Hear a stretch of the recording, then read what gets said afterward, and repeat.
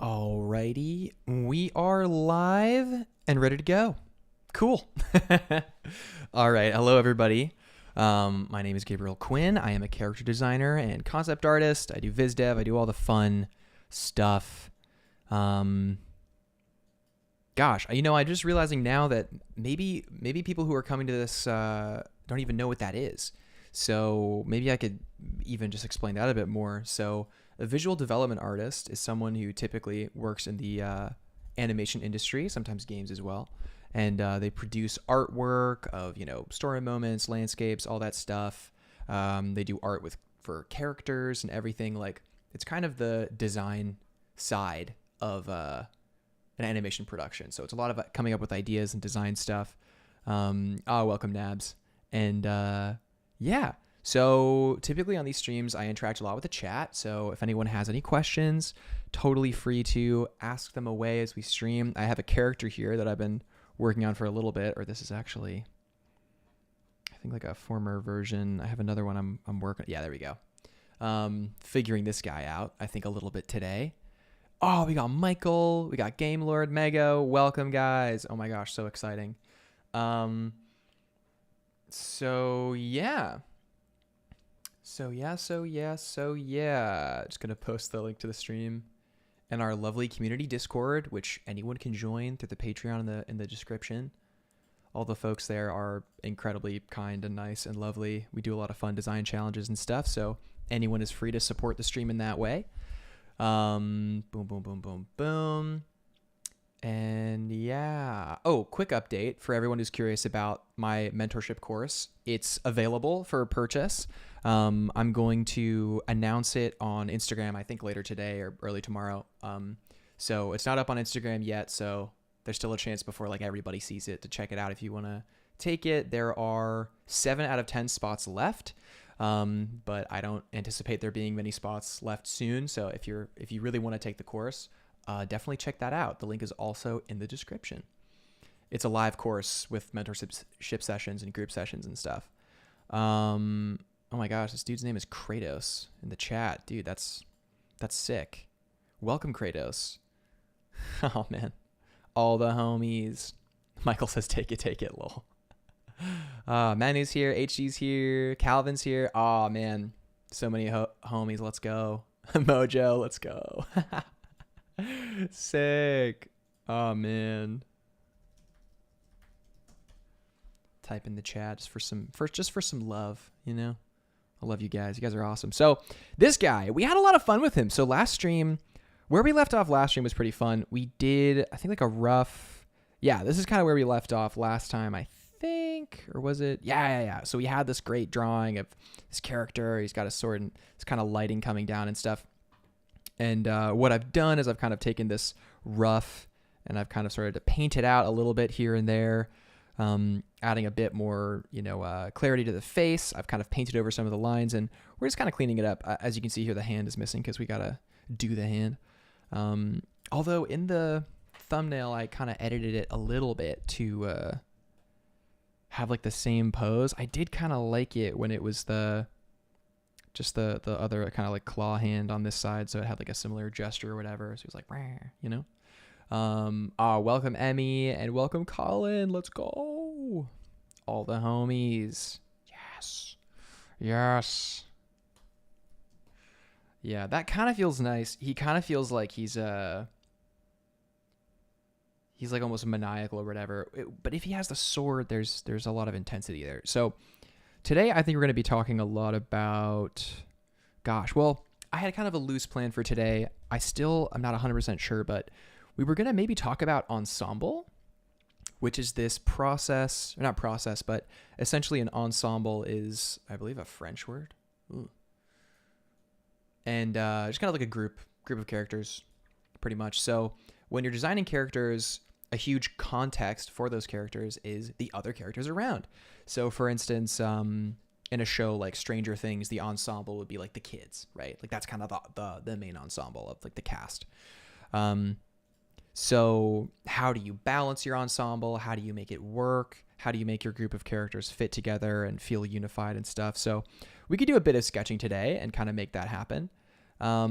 I'm tempted to, let's see, I'm tempted to maybe do our sword kid that we designed. Well, I designed it off stream, but we kind of elaborated on it on the stream with this stained glass sword. I'm thinking maybe we could do like a couple other characters. It's possible, like maybe there's a couple other kids in that story, like who knows. That could be a fun one for sure. Colin says, every word ever is actually a French word. A little bit. Sometimes it definitely feels that way sometimes, that's for sure.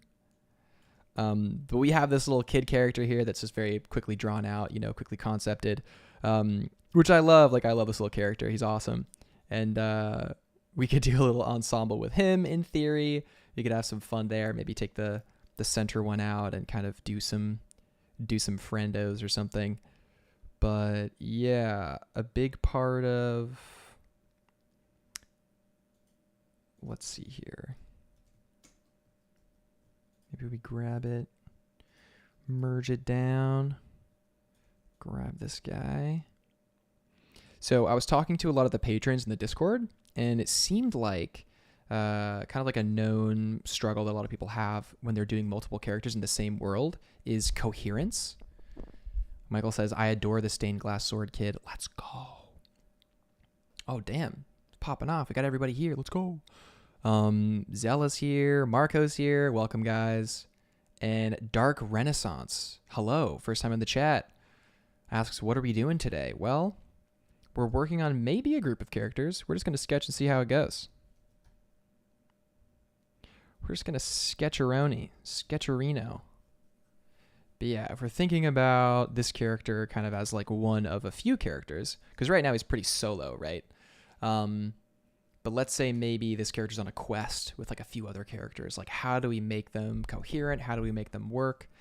So let's just kind of go through it, Let's just kind of try to do some stuff. So this guy, who I love, I don't think he has a name yet. I don't know what his name should be. I feel like it's a name... Probably has to do with light, right? We could name him Light. That would be a bit on the nose.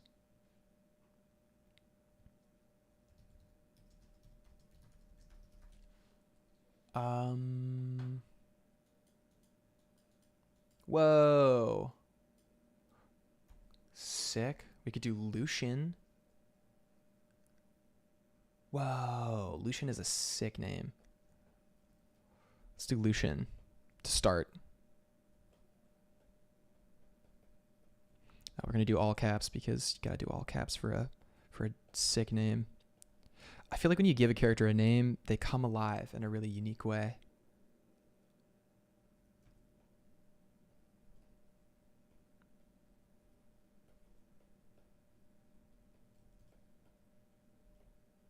So we want to make sure that we have that aliveness. So here he is, Lucian, the boy. The boy, the chosen one, the boy. Wielder of the stained glass blade. Yes. So yeah. So we got some kind of ideas here for the sword. I'm thinking some of the colors on the sword could change. This is kind of our first pass, quick scribble. So we could even do some character refinement here if we really wanted to. Let me make sure I'm still paying attention to all the lovely people. Whoa! Oh my gosh. A lot of messages. Stanley! That's so funny. Colin said, just give all the characters lots of belts and zippers and boom, coherence. Well, you basically just described Final Fantasy, I think. Moshe says, light Yagami. Oh, dude, yeah. Moonsun. Oh my gosh, his name is Lucian Moonsun. That's a cool name. Stanley the Stained Glass. Cool. The boy. Lucian the boy.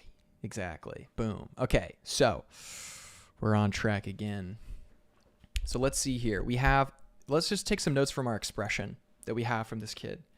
This kid is maybe a little unsure, right? If we look at this expression that he has, we can honestly just take this to the side and just kind of look at it in isolation. This is an expression, right? We have that element of like the eyes aren't quite open. We can try to maybe tone down this reflection while we do this a little bit at least. Right? The impression I get from this expression, The impression I get from the expression, semina, femina, women, femina.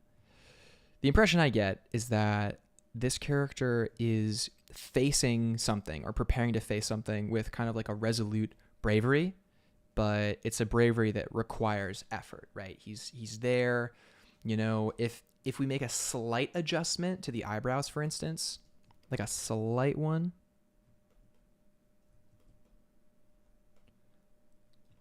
different character entirely. That was like a very minute change. Like, let's go back. Slight changes, little changes. These are the changes that really matter when you're designing characters, like the absolute minutia. This was what kind of got me super into character when I was coming out of high school, also in university and stuff, was this idea that little tiny changes in the face, small changes or body language had large ripple impacts on the character and everything. Dark Renaissance says they need a partner with stained glass shield. A girl named Lilith. Oh my gosh, maybe. This is great. Colin says, I know his sidekick is screaming, hey, listen. Oh yeah. Very Zelda coded for sure. For sure. Yeah, exactly. Watch out. Hey, listen. So funny. No, Colin, don't unsubscribe. Don't unsubscribe. I'll tell you a sob story. That's how I'll get you back. So I never played Zelda because I never had any game consoles of any kind when I was a kid. We just did not have any money. So I never got to play. And as I got older, it was just kind of too much time went by, unfortunately. Damn. All right. So everybody's in here like early. Okay. We just started and there's like 20 people here. Welcome, guys. Welcome, welcome, welcome. So yeah, small change to the eyebrows, huge effect on the character, right? So, I mean, eyebrows are a very, very powerful mode of expression. So definitely be mindful of that as you're doing your guy. It's tempting when you're designing characters to make them cool. So you want to make them all cool. So you give them all cool expressions. But then you're not in the world of character. You're in the world of illustrating a cool character that you know is cool because of whatever reasons, right? So Colin said, you're lucky I love you. Zella says, Sag, Zelda is good, is so good too. Yeah, I mean, hey man. Yeah, I wish. I almost got a Switch and kind of dived in and did all that stuff. But honestly, I have such an addictive personality. Like, I cannot be trusted with video games. When I got Hades, I played it like, you don't even know how much I played Hades, man. Colin knows how much I played Hades. Colin knew me during the Hades era. All right, so we have this kid, right? He's resolute, but in kind of an innocent way. I think innocent has two N's, right? Am I crazy?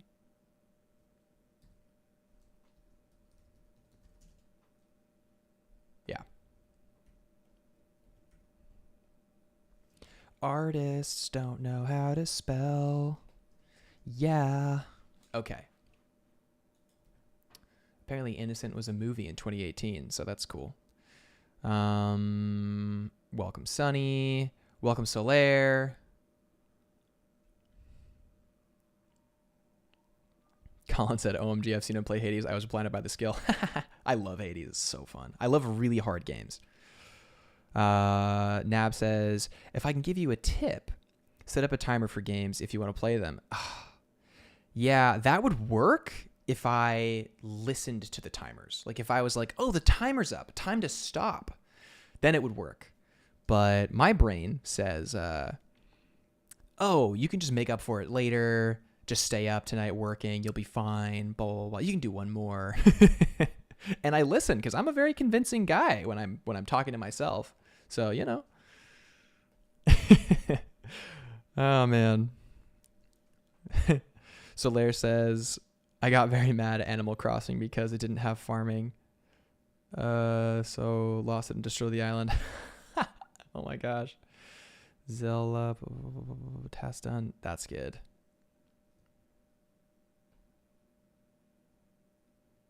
Slay. Kaiten says, hello, Gabriel. Hope you're well today. Dude, I'm feeling great today. Thanks for asking. The timer not working. Yeah, exactly. Oh, man. You know, I had a great run on Instagram for a while when Reels came out. I was like, you know what? I'm just going to not watch Reels. I'm not going to do it. And anytime I saw a Reel, I wouldn't click on it. I wouldn't watch it. I had a great run of never watching Reels because I haven't installed TikTok. I haven't installed any of that stuff, right? I just haven't started. I think it got to a point where I was getting DM'd a bunch of Reels, like a bunch, and like seeing so many on people's stories that it was kind of like it eventually just became impossible to kind of just ignore them all like outright. And then, dude, the doom scroll begins, man. Once you're in the doom scroll, it's so hard to get out.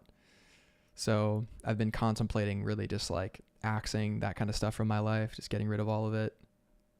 Oops. That's funny, Colin. No, it's everybody. Everybody was sending so many memes, man. All right, let's keep going. Chris May says, hello. Welcome, Chris May. Ignoring the timer thing is too relatable. Yeah, well, because, you know, it's games are just such an obvious and like easy way to get not dopamine, but like a sense of accomplishment because it's so objective. Art is not as objective. It can be, but it's really not inherently. Welcome, Sunny. Mego says, I love the moon phases on stained glass when I would normally associate it with the sunlight. Yeah, so we're messing it up. We're kind of having fun, right? What I'm tempted to do is switch it to blue because blue is more like a deeper blue, maybe even leaning towards magenta, possibly. Michael says, definitely dopamine from games. That's why ADHD folks gravitate towards them. Yeah. So I am undiagnosed, so I won't say anything, but I'm fairly confident that I suffer from ADHD. Man.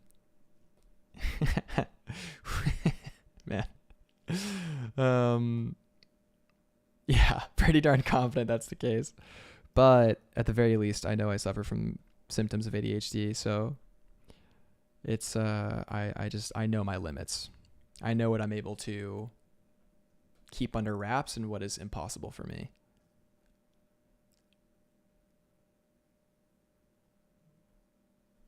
Sunny says, am I being ignored on purpose? I have no idea what you're talking about, buddy. There's just a lot in the chat happening right now.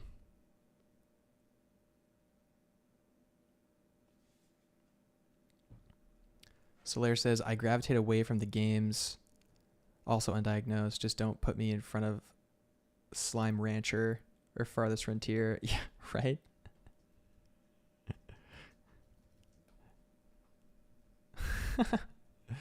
Yeah, man. I just like, that's why I had to quit. I had to quit games like League of Legends or any game where you could just keep playing it. I had to quit it.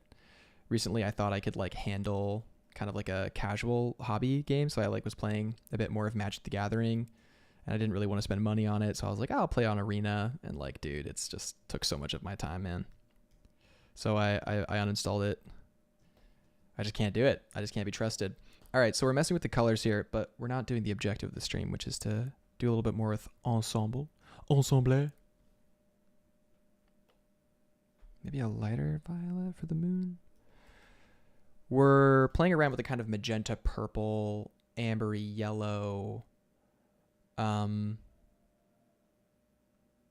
scheme, like the complementary color of like purple that's leaning towards blue and yellow that's leaning towards orange, which is nice.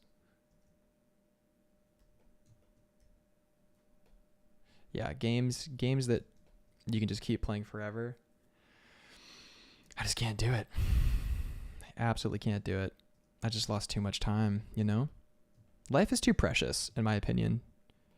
And, you know, I'll give myself like phases of my life where I can play games, but we'll see. We'll see if that changes in the future and whatnot and everything. So one thing to consider with this design, which is something I was wondering about before, is that like with the stained glass element of it, yeah, when you have like a stained glass sword, is it cutting with the glass edge, or is there like a edge that holds it that is then sharpened? But then it's not really a glass sword, so the edges I sort of want to leave bare, so it like looks like he's gonna cut with the glass. Takes a little bit away from the graphic element, but we can get it back in other ways, I think. But it's also powerful as well to have that just clean glass blade. Yeah, sorry if I'm not super active with the chat today. There's a lot going on, and I want to actually get a lot of drawing done today. I want to be a bit more productive with the streams. But we'll take a break as well. Yeah, I see you, but I see you, Sonny. No stress. No stress. Dude, I greeted everyone. I missed no one.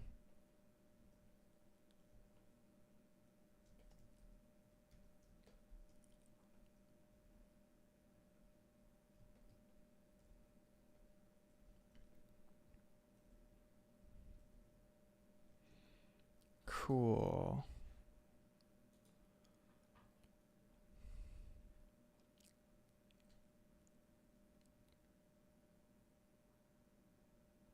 Whoa. Your stepdad was into stained glass? That's sick. Colin. Kaiten asks, does your workflow or mindset differ between working on casual studies versus projects for a portfolio? Yeah, typically, yeah. Like, you gotta balance making work for your portfolio and building out your skill set. If you do only one, then you're not in the organic process of like kind of creation and reflection, which is that kind of back and forth, right?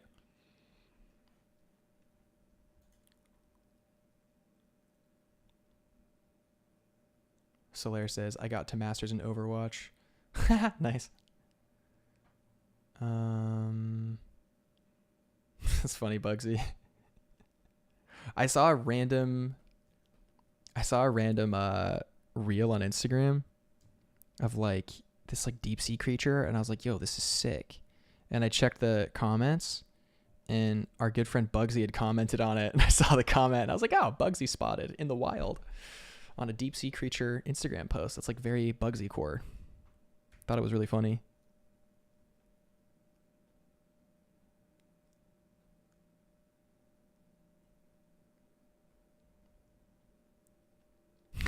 It's funny, Bugsy. 2 transfigs watching me. Oh, that's funny. That's very kind, Zella. Michael says, Gabriel, it's your stream. I'm here to vibe. If you want to focus up and work, do less chat stuff. I support you. Thanks, Michael. Appreciate that.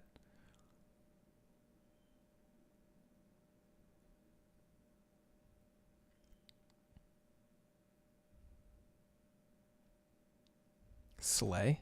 All right.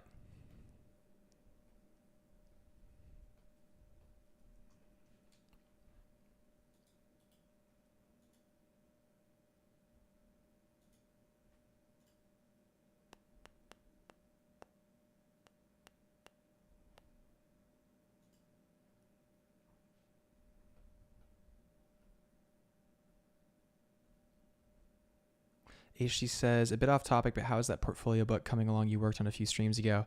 I had to put it on pause, man. I couldn't finish it in time. Like in time for the Lightbox Expo, that was like the date that I wanted to do it. There were too many conflicts, man. When it came to freelance stuff that came up and also life stuff, I had to make a call and kind of go like, you know what? I have to trust the work that I have right now. That it'll be relevant to the jobs I want to get in the coming year, like this year coming, and just like trust that that's enough, because putting as much time as I was going to into the portfolio book, unfortunately, I just didn't have the time. That mixed with I wanted to teach my mentorship course in November and December more than I wanted to do a portfolio book for this Lightbox. So what the plan is going to be to apply for to table at Lightbox next year and make a portfolio book when I table, pretty much, so that there's like an actual reason to have a book, right? But yeah, that'll be fun. We got Overwatch in the chat.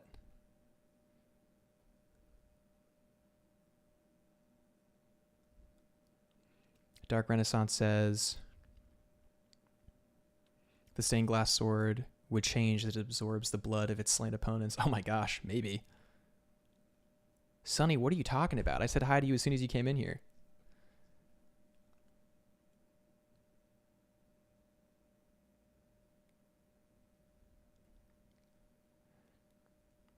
Hunter says, where have you found the most success in regards to freelance and art? Honestly, whenever I'm doing the work that makes me happy, I usually get freelance opportunities like right after. It's like wild. Whenever I do stuff that's just for me, like genuinely just for me, stuff just happens. Like, I think part of it is people recognize that you're having fun and you're just going to make better work when you're having fun. And also, I feel like it's like an energetic thing too. Like when you're in your zone.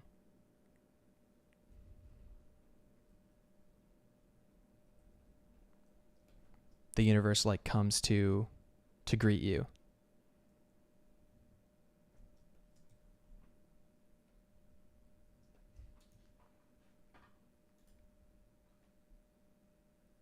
Our boy is everywhere.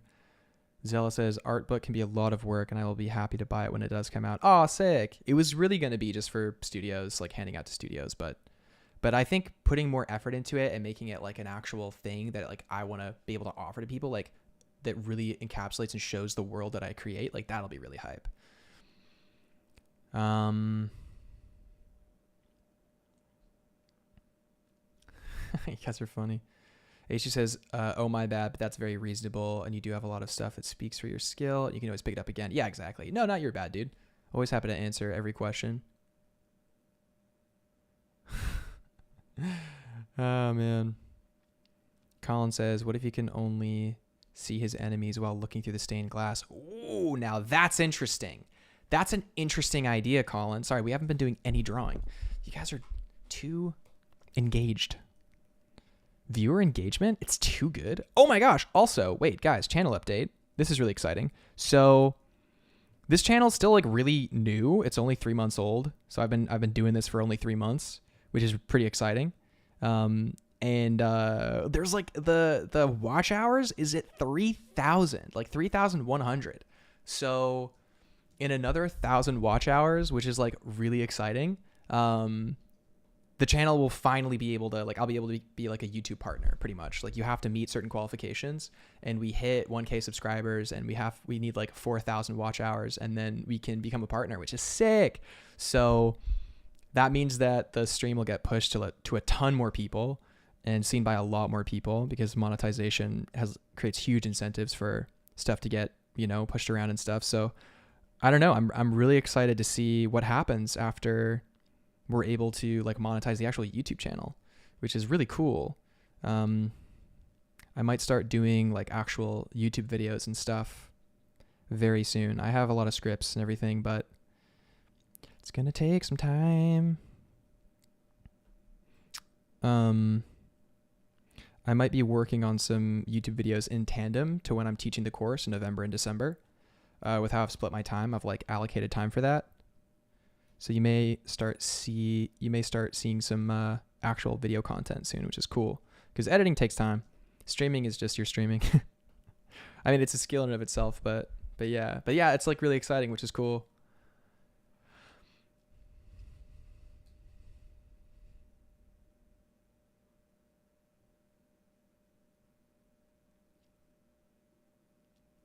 Mojo says 90% of those hours are from me. You're welcome. Thanks, dude. Hype. H says, oh, congrats. Your channel will reach that in no time. I hope so. We'll see. Zella says the sword has to be magic because I don't know how sturdy the glass sword is. Well, okay, that's a great question, right? So if the sword is made of glass and it's used as a sword, it has to be magic or it's fighting or combating against something that's not physical, right? So there's an interesting dynamic there. With the sword being made of glass, there are automatically things that can or can't happen because of that. That's a material. It's like you're using story in by the materials that you choose. Also, a window, stained glass window. There's a lot about like casting color. There's so many narrative options here, which is when I was designing the character, I wanted to give myself as many narrative options as possible, which is sick. So let's see. Manifold says, do you know Ben Eblin? He started making videos too recently, been streaming for some time on YouTube. Maybe that's some inspiration for future content. Ben Eblin. I don't know Ben Eblin. It's a cool name though. It's like an anagram for itself or whatever.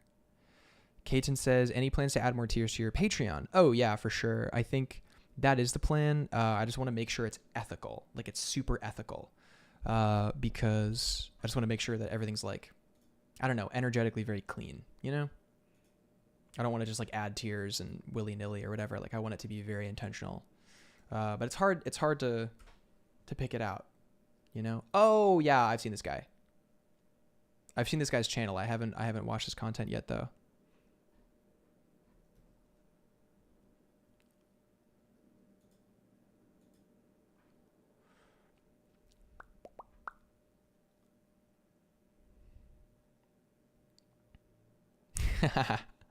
That's true, Mana. Michael says, ooh, I love the idea of him fighting characters made of light/darkness, immaterial. It's so cool to have a fragile weapon. It is so cool to have a fragile weapon, a symbolic weapon, you know, maybe a magic weapon, right? Who knows? So let's actually do it, right? So let's continue here. So I'm thinking that at the very least, maybe what is happening with the sword is that through its projection or its light or whatever, you're able to see something that you wouldn't be able to see with the naked eye. So for instance, if there was a person who was like evil or like was possessed by darkness, maybe if you're wielding the sword and the light shines through, you can see like the silhouette of darkness around the character, right? So that's chill. Or that's like a cool idea for sure. Nab says, but if he fights ghosts and let the sword fall, wouldn't the glass shatter? I mean, maybe, right? Maybe. I think like that's a possibility. Like that could be an integral character moment of the sword breaking, right? It accidentally breaks, and when it breaks, it has to be reforged. And when it's reforged, it is reforged with the warmth of the sun, right? That was the whole point, is the sword goes through some kind of transformation. So maybe the sword gets reforged. That's an option. Very cool. Mojo says, I've been watching Ben Eblin since that first video that popped up. He's really good. Sick. That one fish in SpongeBob. Exactly. Sunny says, I was rewinded this whole time, so I didn't hear you say hello. Oh, that's funny. Dude, it's all good, man. Solaire says, I have novel character with a glass arm that only appears when they are mad. Oh, interesting. When they're mad, a glass arm. Fair. Appears. That's actually sick. You guys are funny. Michael says, the sword breaking the sadness, the disappointment, I can see it, right? Or the hope is gone. The sword is the only key. The sword is the only thing that'll help him stop the shadow of the guy, of the whatever. And, because of that, when it breaks, it's like, not only is it, he's upset about it, but it's like, that's the hope. The hope is gone. But really, the light was in him the whole time. Maybe. These are all things we can write, right? The hope is gone. OMG, yes, right? So we're thinking about story here in a really, really complex way. Which is what you want. Yeah. What you want.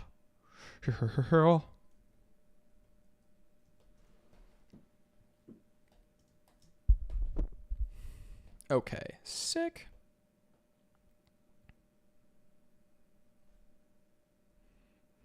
All right, and we're just messing around with color. We can change the color and everything like that. Then a quest to reforge it. True. Who does reforge it? Who is the person who would reforge it? Oh, it's to go to some wise master or something, or like when Aang learns about chakras and Airbender.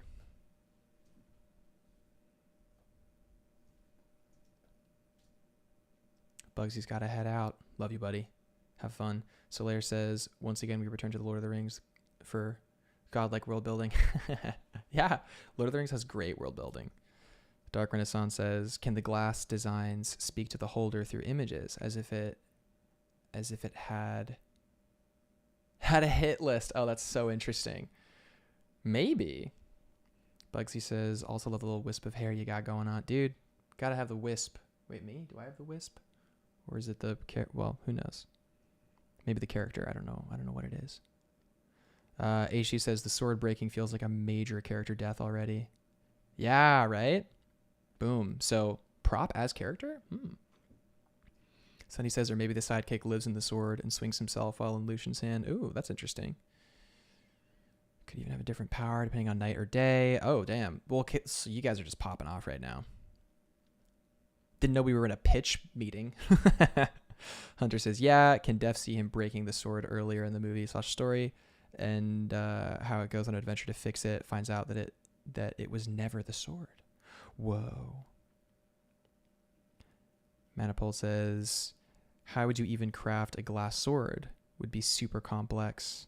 I imagine the origin might be a cool part too. Oh, totally. Like, how does he get it, right? How does he get the sword? We haven't even discussed that.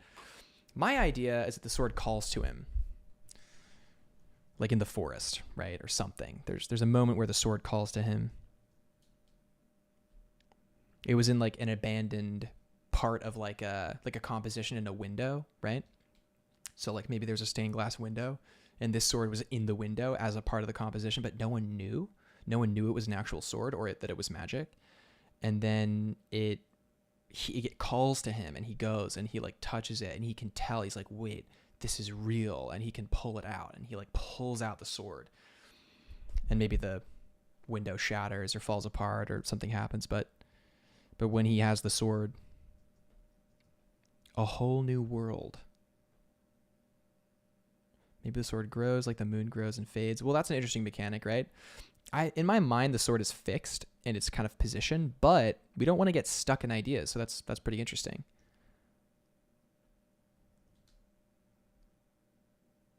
Whoa, that's a cool idea, Solaire.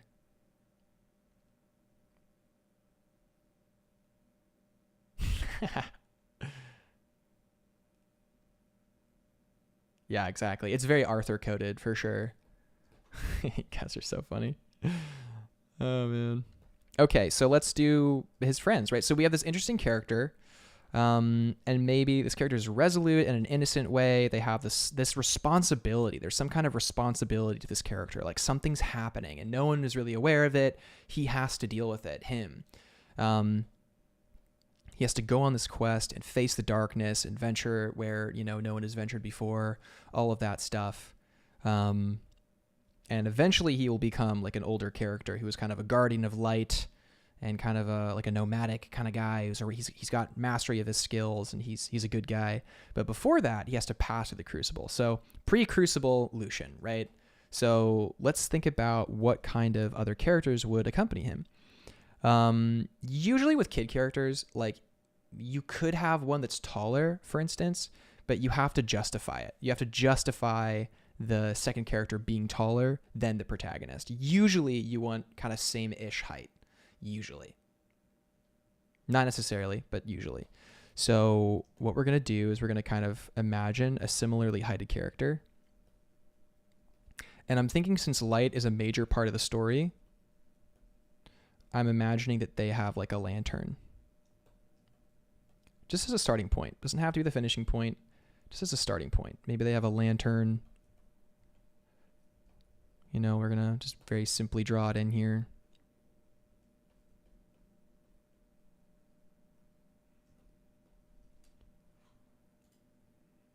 Maybe in the old ruins of an old temple or church. Yeah, exactly. It's got to be an old place. Or maybe just in plain sight, like in the town square. It's like kind of totally decrepit and people have forgotten. And it's just like there in an old building on the side and no one knows.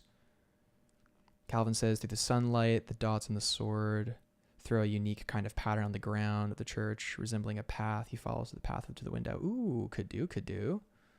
Well, we do have that kind of idea in the initial concept of the casting light on the ground from the sword. Like there's something there about the pattern and casting the light that we'll touch back on. Hunter said, once had this idea of a snake sword, where the hilt of the sword is a snake, where the body swirls up his arm and the snake's head and fangs become stuck into his shoulder, gives him crazy abilities. That's a sick idea. Solaire says, character design stream, ? Don't you mean group world building session? Ha! Exactly. Colin says, plot twist, the kid just uses it to burn ants like a magnifying glass. Theo likes dog. Welcome, Theo. Don't know if I've seen you here, but welcome to the chat. Says the taller one could keep bragging about how they are half a year older than the other one, as kids do. Yeah, it could do. It could do. Glass weapon characters have a symbolic relationship with windows. My novel character literally gets their glass arm from a location called the window. Well, there you go. Based. The lamp forged from the same window. I'm thinking maybe it's like a regular lamp, but it could be a magic lamp. Usually you want to give the magic relic to your kind of like main guy. Maybe the character has a moment where they kind of have to shine as well later on. But you want to leave the significant kind of relics usually to your main protagonist.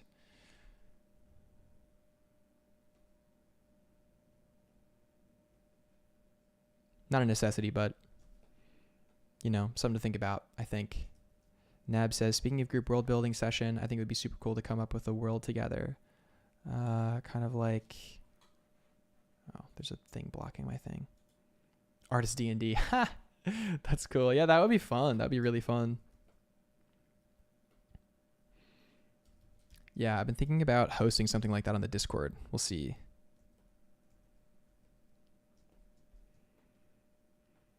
So if this character is kind of affected by the wind, you know, kind of blowing, more epic, more free, I'm thinking their friend could be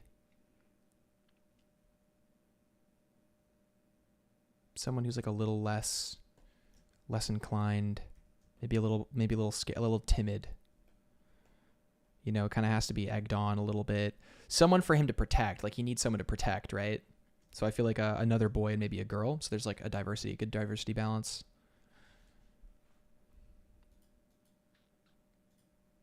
Even just for, you know, narrative wise, like, it's good to have that balance.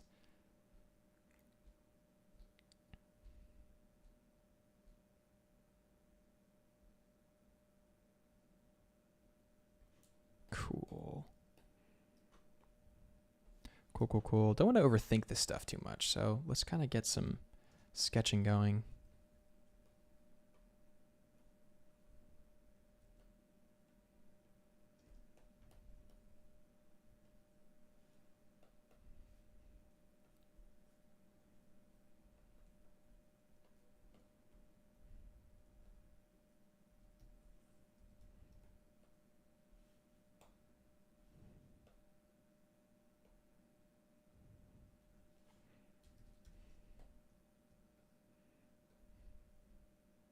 You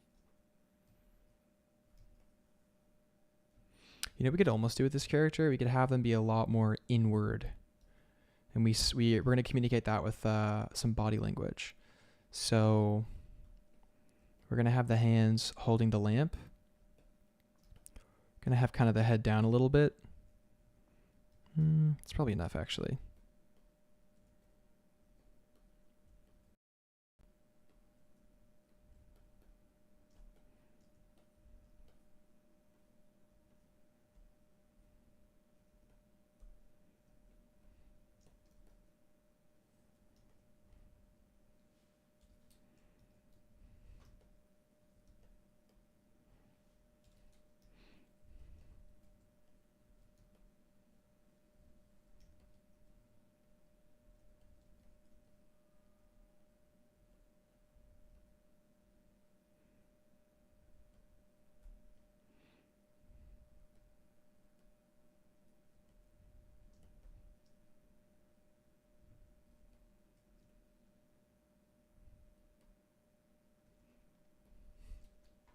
Whoa.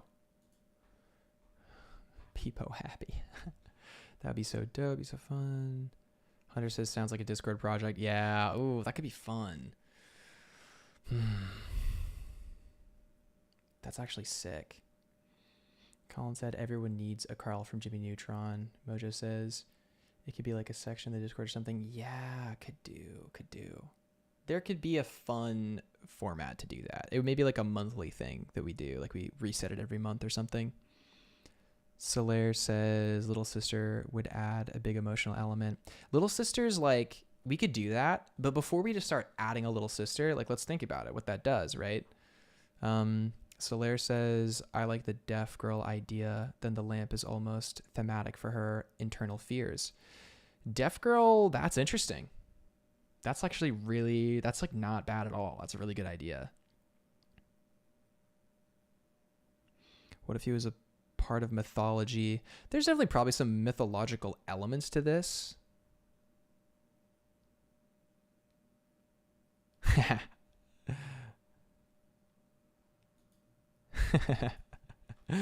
Oh man, it is very much in my comfort zone. We could do. Yeah, okay. Well, let's try something like that. If we're going to do something deaf or okay, well, let's talk about darkness. Like darkness is a big bad, right?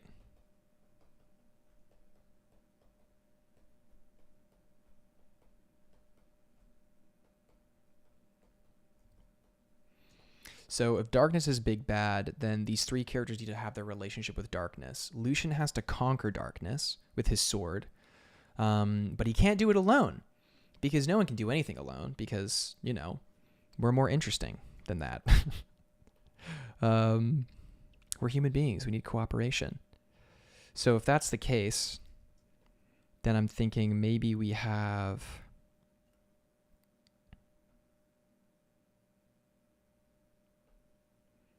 the twinkling friend. Maybe the little sprite lives in the lamp.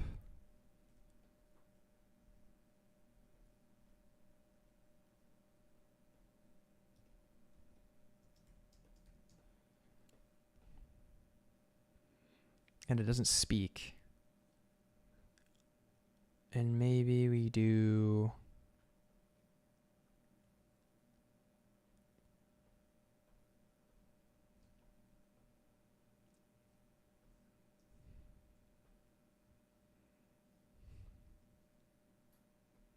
the sprite could live in the sword, but that's, I feel like, maybe a little less interesting. Potentially.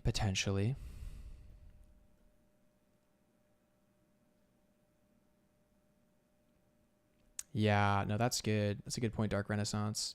I do like the idea of deafness. Like, that's interesting. Or what if he has a friend? What if, okay, wait. I have an idea. So we're talking about someone who clings to, oh my gosh, wait, oh my goodness. What if we have a dynamic? This is going to be totally like, maybe not possible. I don't know if maybe this is, I don't even know. I don't think this is going to be offensive or anything, but what if we do one character who's deaf, one is blind, and our main character is mute? What if the main character is mute? Like, that would be wild, right?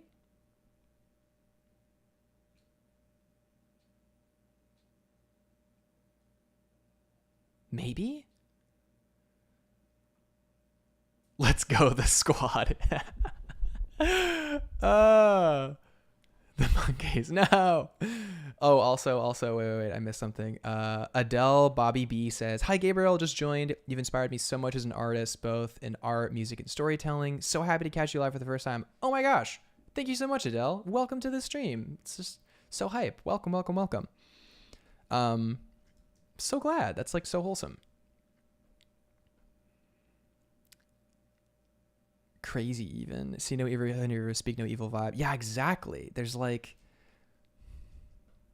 element of that there potentially. The thing is then what's the dynamic? So they need each other somehow.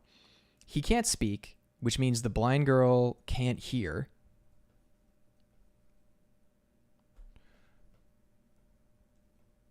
How does that work? How do they communicate? Wait, how do they communicate? Wait. Okay, wait. So he does sign language to the blind. But then the one who's deaf, wouldn't really be able to speak it to the blind girl, right? Oh gosh.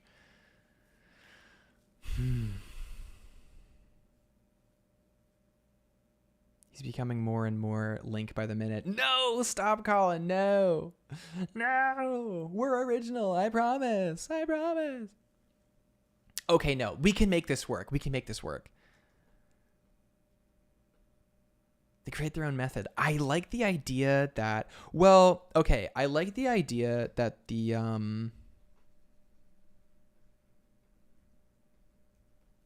that maybe the blind girl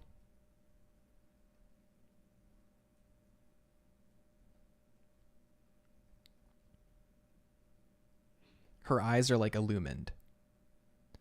Like she can't see, but there's like something going on there. There's like some kind of magical connection maybe.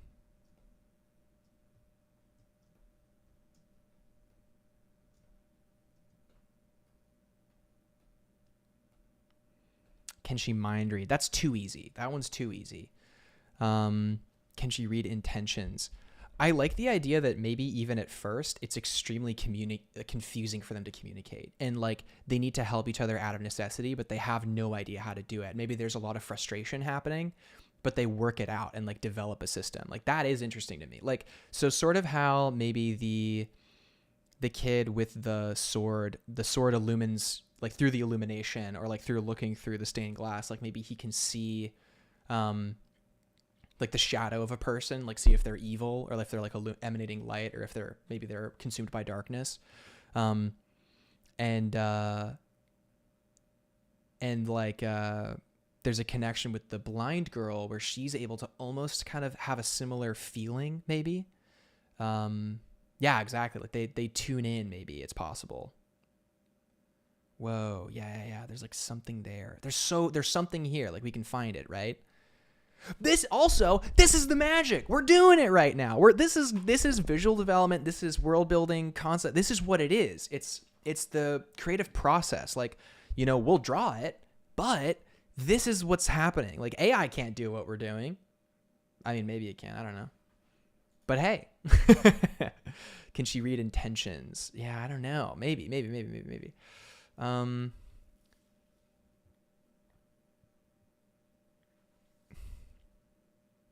The story could follow them learning to communicate with each other. Yeah, I think so. Maybe the sword breaking is like they lose one form of the communication or something, right?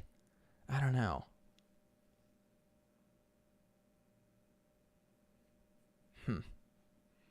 I like the idea that they create their own method. That's really cool. Adele says, I remember last stream you talked about this character getting agency. Maybe this new person is a reflection to that. I'll let you decide how. Possible. How do they all gain agency? She says, dynamic works in general. What about sign language where the mute kid draws a sign? The blind person's back in order to communicate. Whoa, I like the idea that there's maybe touch involved. Like that's actually quite beautiful and interesting. She says, can she sense spirits the others cannot see, only through the sword? I like that idea. Like maybe she can sense it, right? So, okay, let's play around with this. Let's do some drawings. Now that we've talked about it enough, we can start to figure it out as we're drawing it a little bit.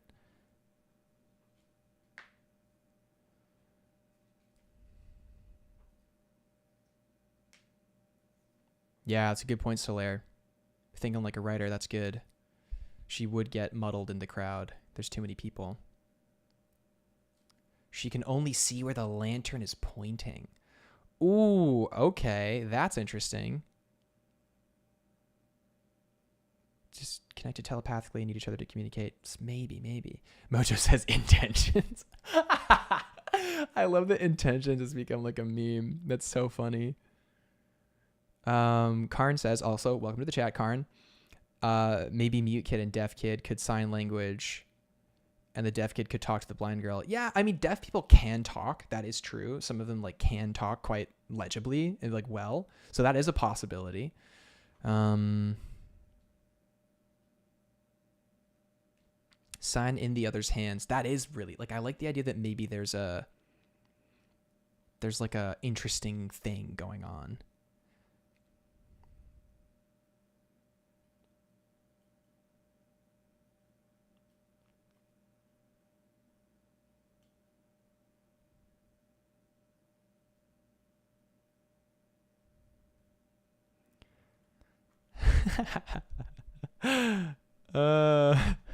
I don't think anyone else is gonna get a sword, Adele. But well, hey, we'll see, right? We'll see. Only through Shadow Puppet. Colin with the jokes. With the jokes. All right, so we have our kid. All right, let's draw him out, maybe.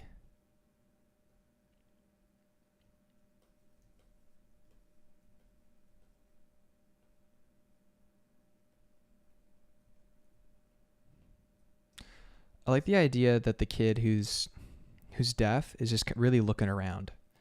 I like that. I really like that idea, actually, a lot.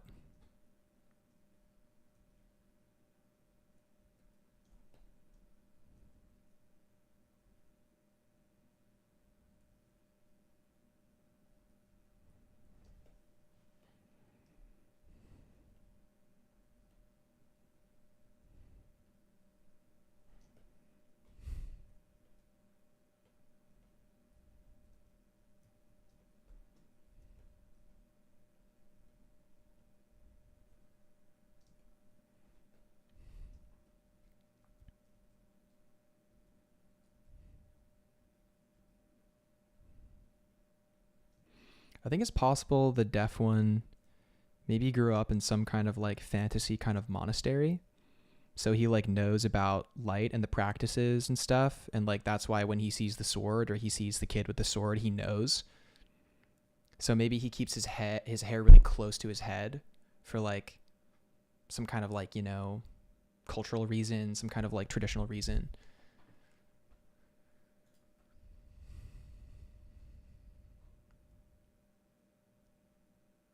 Hunter says, what if they all met in an orphanage or like Stranger Things 11 situation where special needs kids are gathered, they escaped, orphanage burns down? Could do. That definitely then that has a really intense implication on the story, which we could do. And we'll talk about that as we go on. But if we lock into that, that's like, then we have to tell a certain story because of that.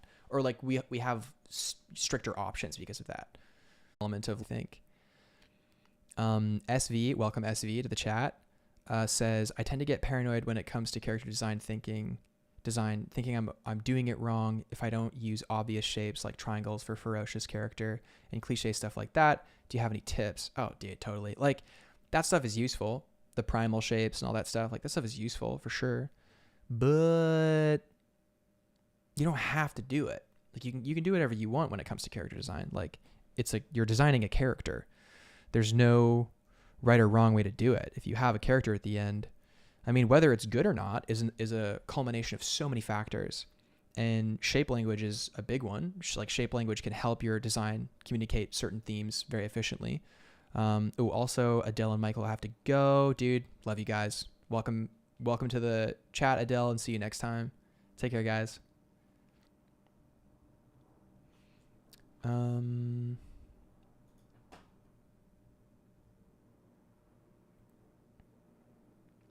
Dark Renaissance says, dropped off at the church from which the sword was showcased. Dropped off at the church. Well, that's interesting. Maybe the idea that they end up in this town or something. But yeah, I like the idea of maybe a holy mission or something. Sunny says, what if they had color-coded sprites that can talk to each other and communicate telepathically? That's a solution. But we got to think about, like, you know, is it earned? Is it an earned solution, right?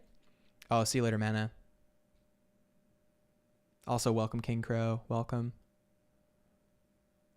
Were they at a monastery orphanage where he finds the sword? It's possible. Ooh. Oh no. Audio cutting out? That's bad. Let's see. Are you guys still having that issue? Oh, sick. It says I have excellent connection and that the audio is working. Really? Gosh, that's not good. Oh, okay. You guys are hearing me okay? All right. Okay, sick. So I think it's a YouTube issue. You can try refreshing the page.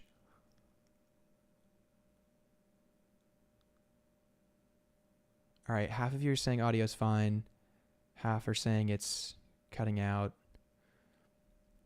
Was, but it's back to normal. Sick. Yeah, well, yeah. You guys could try refreshing the page. I mean, there's a lot of viewers now, so I don't know how much energy YouTube is allowing to this stream right now. I don't know. We'll see. Sick.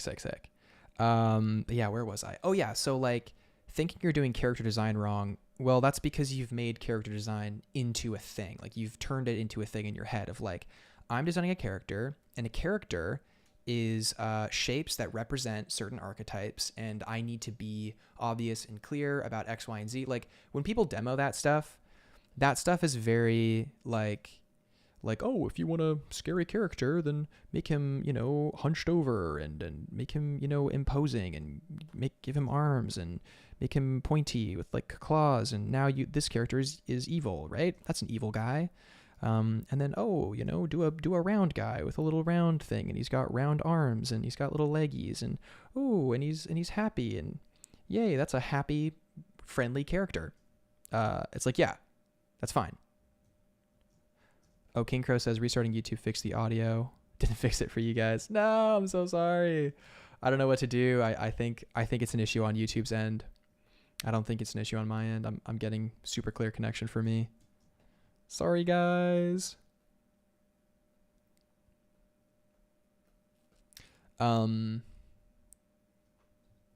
Okay, sick. All right. Glad it's fixed for you guys. Nice. So let's see here.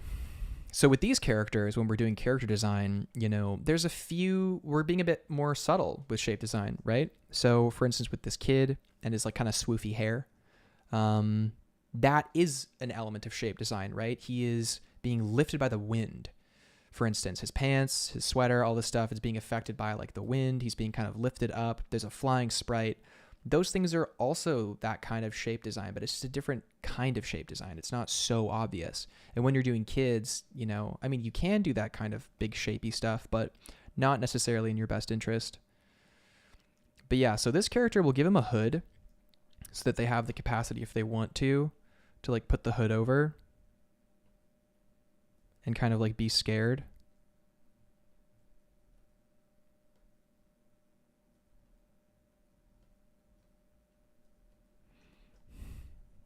Also, there is something to be said for ethnicity here.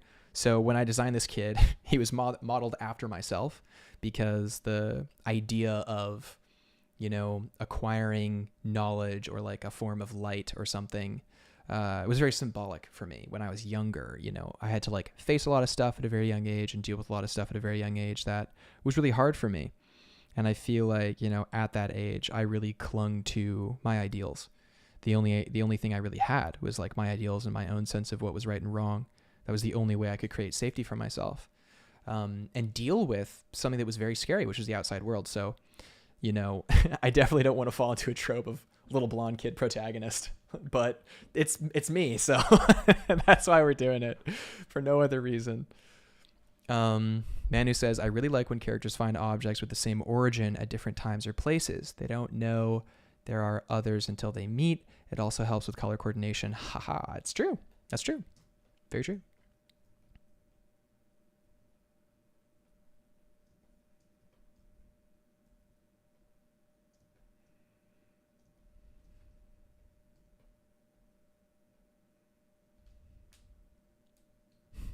Isabella Tuttle says, woo, stream time. Hype. Oh, welcome, Jake. Girlfriend flex? Based? Based? Oh my gosh. I'm going to have dinner with my girlfriend tonight. I'm so excited. I love her a lot. Cool. So yeah, we're going through a lot of theory stuff right now. If you guys want to take a intensive course that I'm doing in November and December, the link to that is in the description. I think there are 10 spots for the mentorship course. 3 are gone. So yeah, if you want to take it, secure a spot for sure. It's 7 weeks long. It's about 100 per week. So that is available if any of you guys want to do a mentorship or a course. Doxing myself, no. Happens to the best of us. But that's kind of crazy. Your girlfriend's name is Isabella. My girlfriend's name is Isabel. That's kind of wild. Back to the safety of Donkey Kong. So funny. That's crazy, dude. Mirroring realities. Don't forget to like the video as well. That's so funny, Solaire. Yeah, if you guys are liking this video, definitely hit the like button. If you want to catch more streams and watch back the VODs and everything, definitely subscribe so you can catch those. And yeah, it's a good time. Very good time.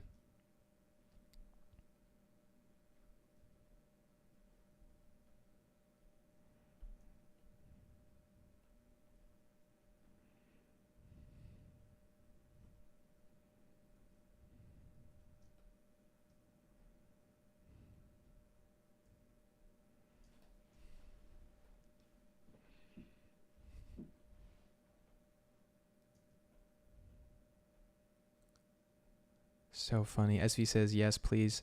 The second he answered my question, it cut out. I was so sad. Oh, no. Wait, seriously? Dude, wait. I'm seeing I have like a super clear connection. I wonder if it's YouTube server issues. It could be a YouTube server issue.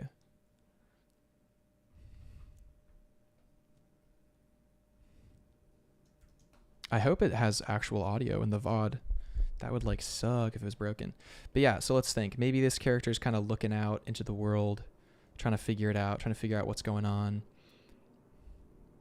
Maybe they're a little isolated, like they're kind of by themselves a little bit, figuring it out.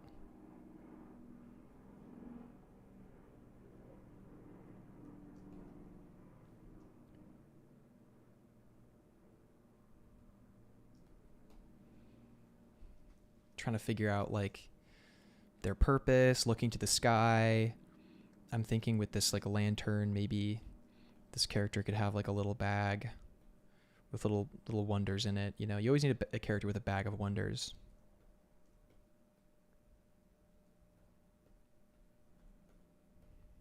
He's got the answer. He's the one with the stuff, I think.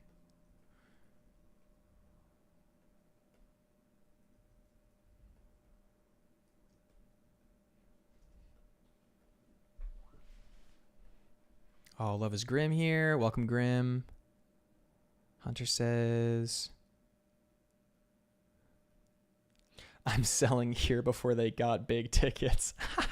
That's funny. Solaire says, what if he picks up the Deaf Boy after breaking the sword? He's got an anxiety condition, so he's overpacked. Yeah, exactly. Like, this character is worried.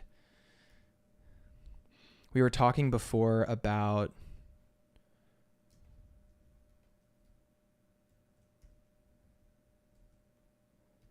the minutia of expression and how much that impacts, and how we leave this character or we've kind of created this character to have this feeling of like, you know, this character can be scared, but he's choosing to face it. And that's clear in his expression. And it's a very simple expression. And this is a kind of a stylized face as well, with little dot eyes, which I may change, honestly. I might end up going in and adding some whites so they have like actual eyes. But we'll see.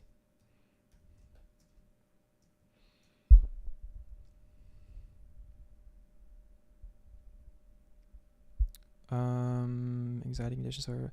Jake says, hey, Gabriel, I mentioned this in general chat, but do you have any hacks or thoughts on introducing areas of rest in your designs? Oh my God, yeah, dude, totally. So I saw that message and I made a mental note to think about it because I wanted to get back to you on that because that's a really big one. So areas of rest in your design. What does that even mean? Well, like any other art term, it could mean so many things, right? But in this context, what it means is you are creating the opportunity for your areas of focus to be areas of focus. If you have way too many details, then there are no areas of focus. For instance, for me, if I covered like every square inch of this and really bold, like obvious design. And I made them all the same, you know, pencil thickness. And I added like a belt here and another thing here and a medallion hanging down and another thing over here and another thing there. And he's got bracelets as well. And, you know, he's got earrings and he's got, you know, glasses too. And then the glasses kind of do, oh, I should be doing this on a different layer. I'm going to run out of undos. But even just doing that, it's cluttering the concept, right?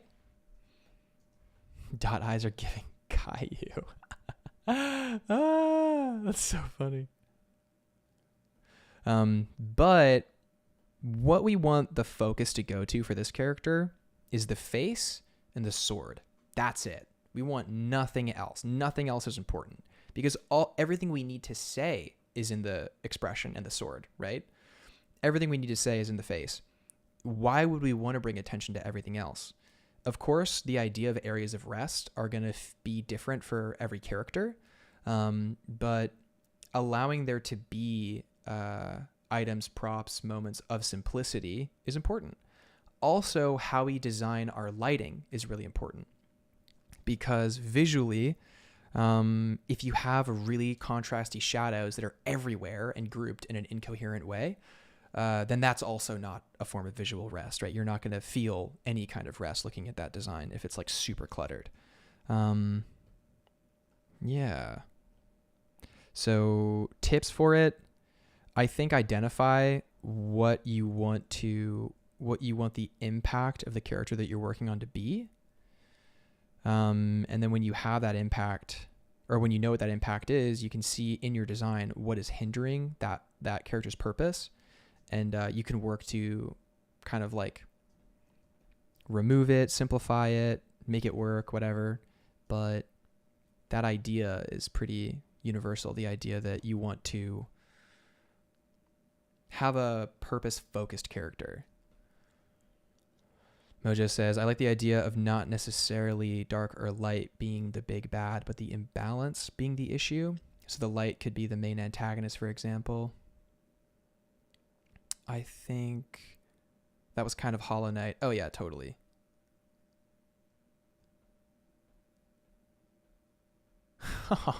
Sunny says, this is Sunny's grandma. I love how respectful you are to your chat and that you answer every question they ask. Have a blessed day. I am not going to continue my life 100% believing that that's your real grandma. However, if it is, I love you, grandma. You're great. You're awesome.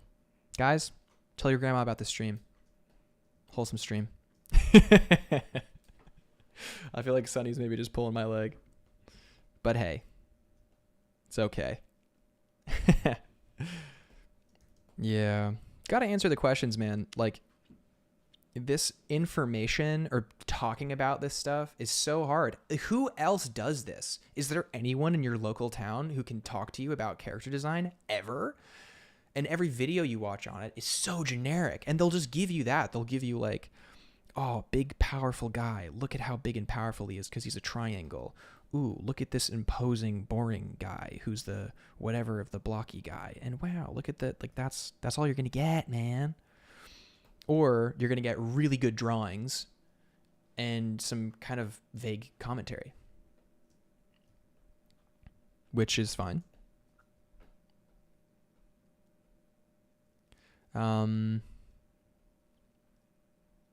Solaire says, this would be interesting thematically because a lot of characters being so dependent on either light or having only known dark, can't see anything else, LMAO.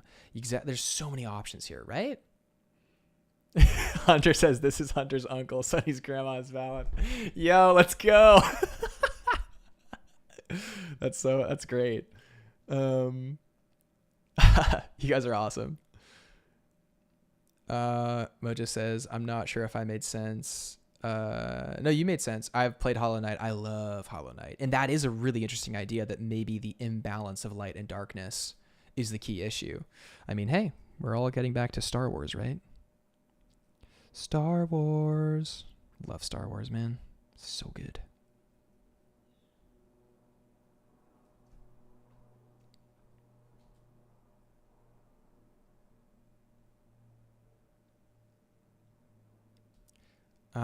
Jake says, thanks, man. I'm so freaking hyped for this mentorship. Level up incoming. Dude, I'm hyped too, to be honest.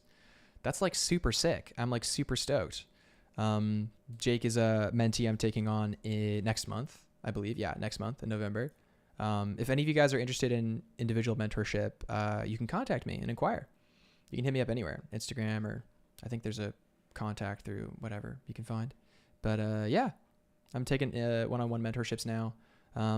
And yeah, also my course is still available. My course is going to be available to get up until the start date. So basically November 5th is when the option to purchase is going to close pretty much. So yeah, pretty exciting stuff. Colin says, I wish I wasn't spending all my money on Lightbox. I feel that. Grim says, is this character designed for games, comics, film, fun? This one's for fun. What we're doing right now, though, is really heavy process stuff, like really heavy. So what's good about that is you can take any one of these designs and turn them into something useful for animation, for games, for comics. These designs will translate through any of those things. And that is the power of like having a strong narrative base and purpose for your character. This would work as a comic, and it also would work as a game. An indie game would be a sick indie game. Or an animation, these would be great characters for animation.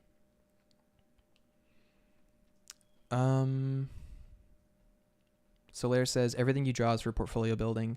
Don't let the haters tell you that drawing bugs over and over and over isn't doing that. That's so funny. True. True.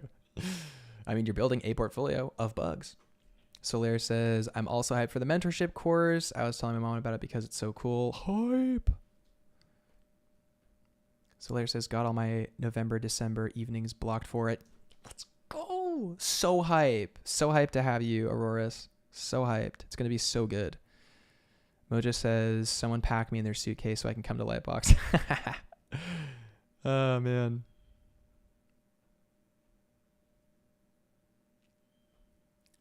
Mojo, I recommend taking oxygen in a fluffy coat. That's funny. Oh, could you imagine packing somebody? It'd be hilarious.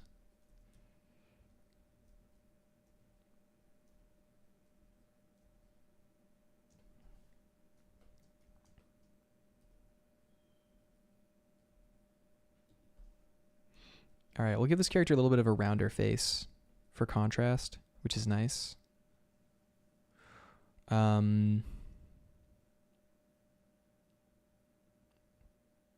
Those upturned eyebrows, a rounder nose.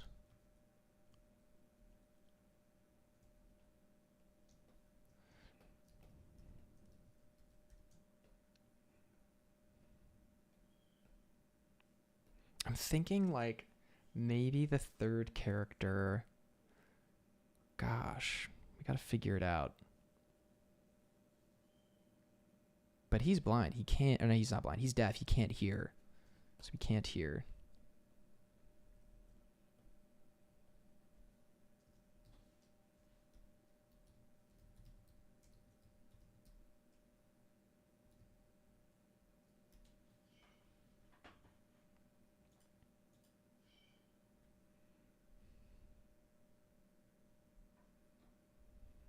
Oh my God.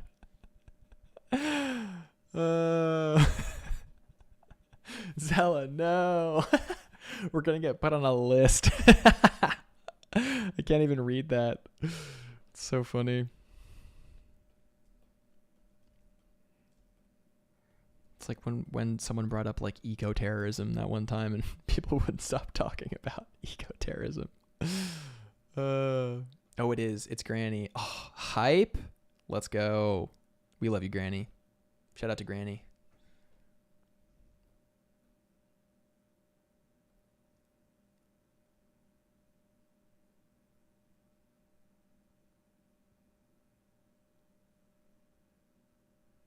Poli-sci major brain activated. Oh, it's funny. It's so good.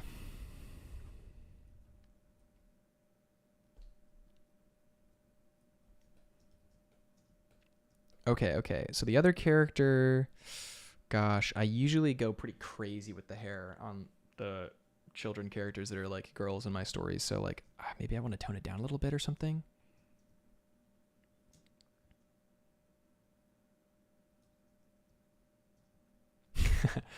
Aurora says that's what I graduated in. So if during the mentorship we notice dark themes, apologies in advance. Ha, that's funny. King Crow says this cast feels like it needs that character who looks bad but is good but doesn't like that they're good. Oh, like Zuko. We need a Zuko, pretty much. You're saying. Salmon's here. Welcome, Salmon. She needs curtain bangs. Oh my gosh, because she's blind. Of course. Wait, that's actually good. Man, I should do all my portfolio stuff here with you guys. Just outsource concepts to you guys.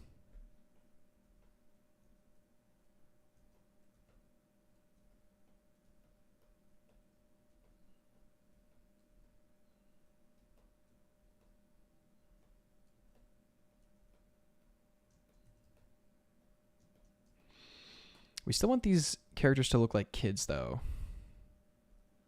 So proportionally, we got to be pretty specific here, right? We got to make sure the heads look accurate. They're all around the same age. We want them to feel pretty good.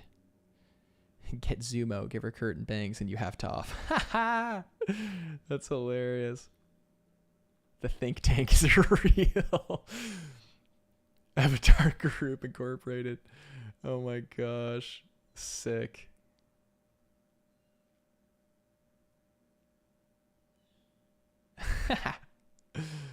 You guys are so funny. Every good story needs a Zuko. You're right, HG. All right, maybe we don't do the blind girl with bangs. Maybe we don't do that. Gosh. Aurora says Gabriel's actually using us as underpaid labor. We do not give it. Kids but mature kids. Yeah, exactly. They're like, well, they have to be mature. They're in a world of darkness, right? That's the premise of many stories, is that the children who are forced into positions that children should not be forced into. It's like Harry Potter. You know, Ron should not be playing chess on a giant horse to the death at age like 10. You know?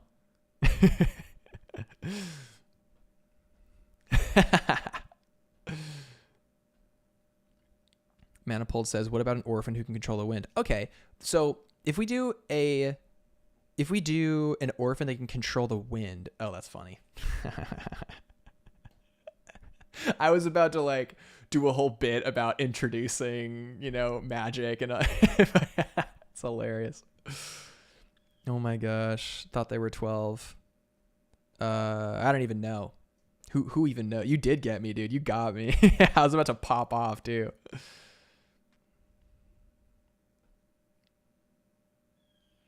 King Crow says, covering up her eyes says so much about how she feels about her blindness.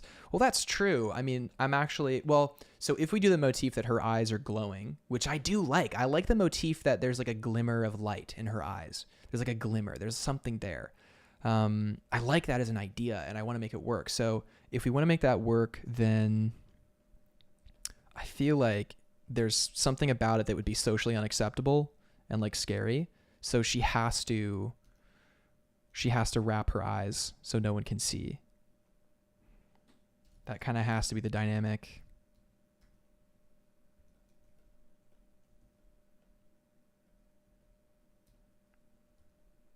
Unfortunately.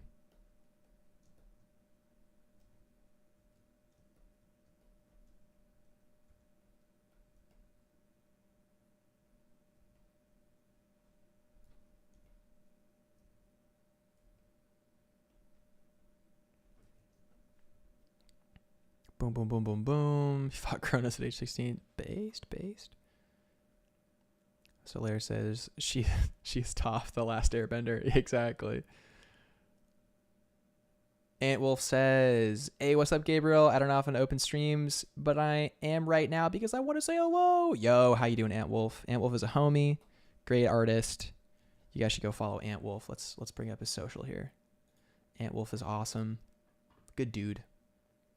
He's French, but we forgive it. It's a joke. That was a joke.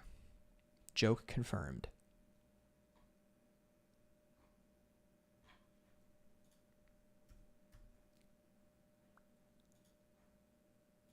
That was a joke. That was a joke. Yeah, follow Ant Wolf.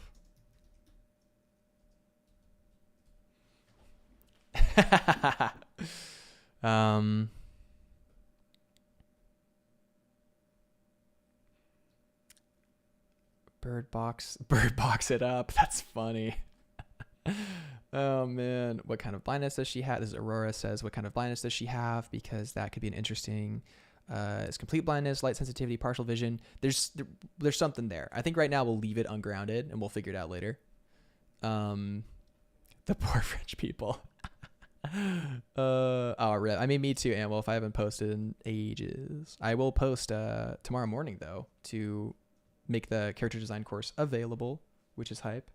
Ooh, I'm getting a call from my best friend, which I can't answer. Sad, I miss him too. I'm gonna shoot him a quick text because I love him. Dude, I love my best friend. He's actually the best. He's a really good dude.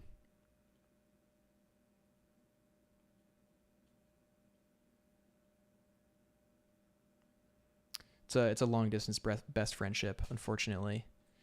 We went to boarding school in Canada together, and we called each other like every day during COVID. Missed him a lot.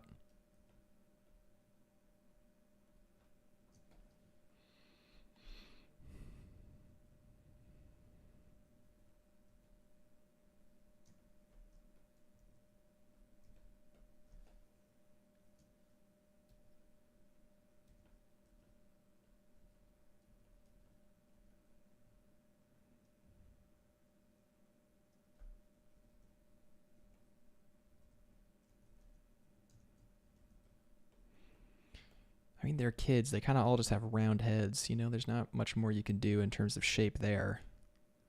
I mean, maybe we'll figure it out.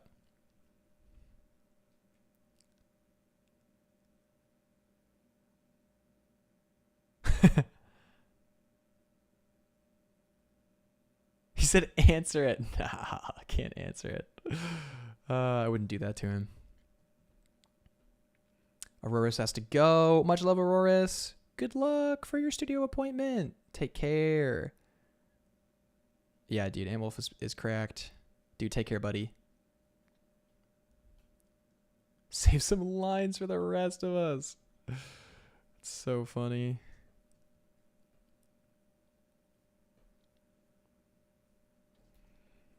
So there's a couple options. You know, we could do kind of like the kind of, they're like a little kid, right? So at this stage, they're very young. Like this is like the first kind of stage of development.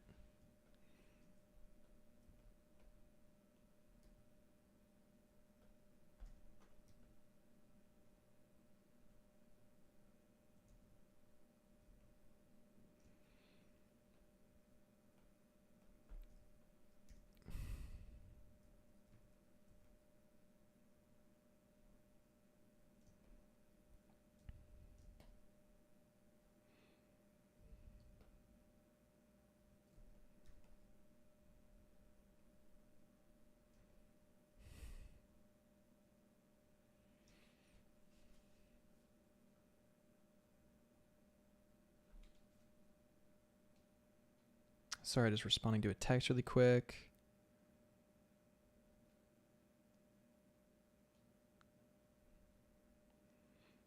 I'm going to make a note to myself on this canvas so I don't forget after the call or after the stream. I got to call the homie. I will forget if I don't. I absolutely will. Let's see here. How long have we been going for? Probably a good while. Oh my gosh, hour and a half already? Damn, we got to actually draw some stuff, guys. This has been a fun session, though, figuring this stuff out. All right, so we've given her a bit of a sassy mouth, a little bit of a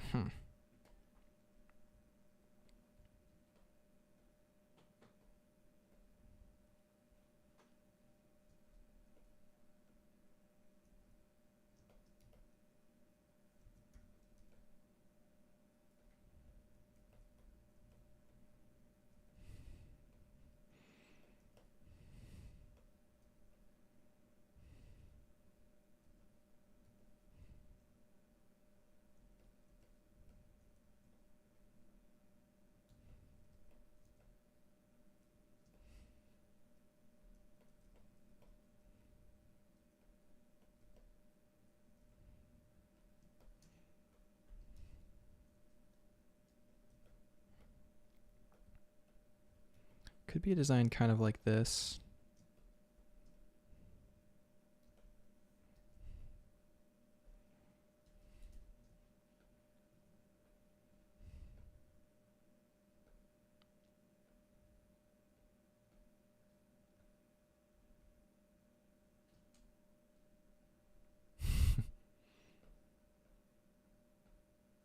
Veil. Yeah, like a blindfold.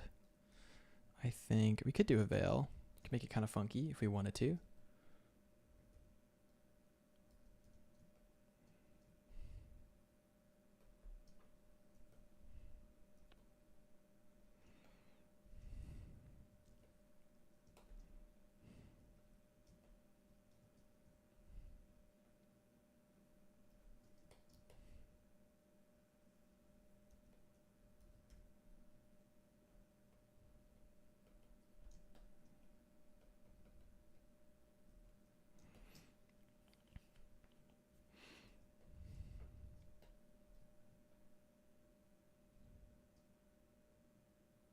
Sunny says, I used to make art videos on iMovie, but never posted any of them. My art has gotten a lot better since then. Should I make art videos on YouTube? I mean, maybe. It's possible. I think like, you know, you're always going to be improving at your art. And I feel like if you, I don't think there's ever going to be a point where you're like, yeah, now I can do, oh.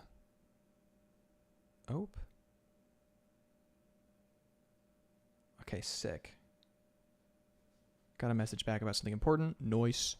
But yeah, so. What are we doing? What are we doing?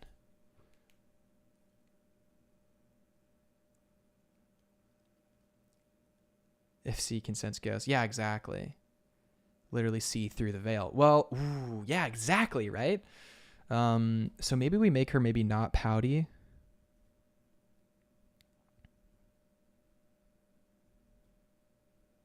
But like not unhappy. Like she's, you know what I mean?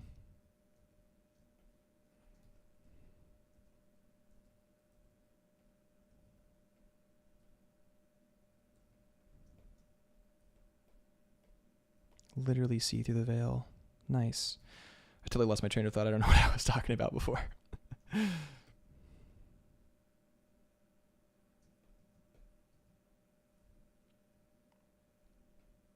Like a half mask similar to Venice.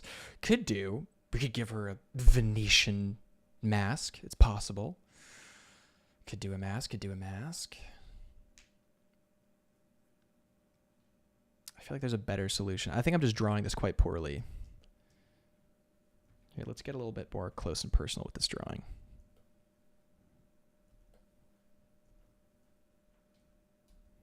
Let's think about her gesture. If she's blind, how does she get around, right? How does she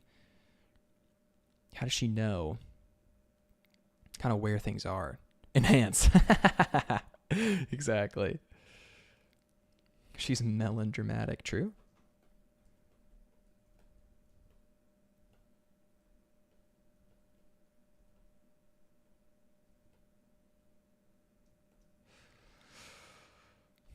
Deleting the entire character is crazy. What? No, not crazy at all. You just draw it again. If you guys are afraid to delete stuff, what are you doing, man? What are you talking about?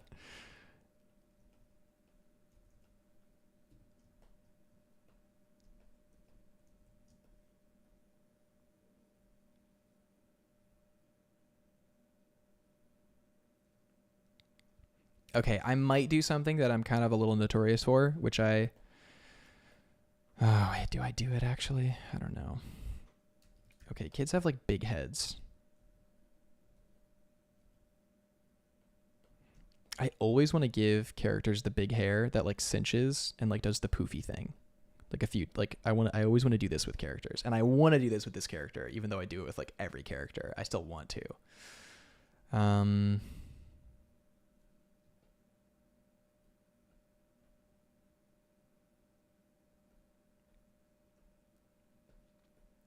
Hunter says soft brush erase and just go over it again. I mean, maybe. HC says, crazy, bold, just a sign of going in the right direction skill-wise. I live in fear of my drawings. They have imprisoned me. I think the underdrawing would be distracting in that case. Yeah, blah, blah, blah. Oh, nice. Dude, this one artist who, oh gosh, I can't remember her name. Maybe it's in my recent searches. No, it wouldn't be. I don't think. No. Did this insane Hypnos fan art. It was so good. She has this like B-girl OC. Let me see if I can find it.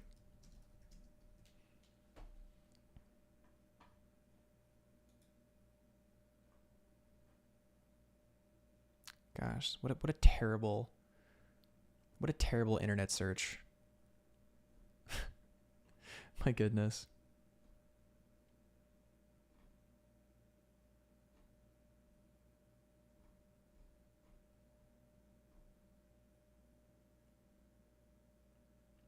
Unfortunately, I can't find it.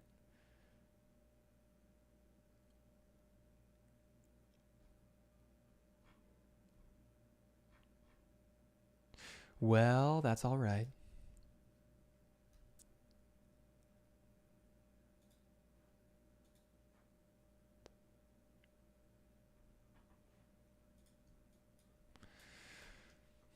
Those Hades character designs are like some of the best character designs ever done.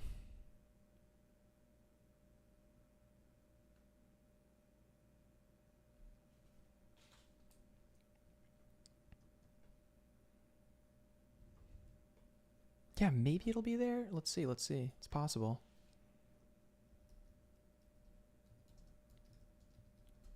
Don't want to be Googling during stream, you know? Oof. No, definitely not going to find it here.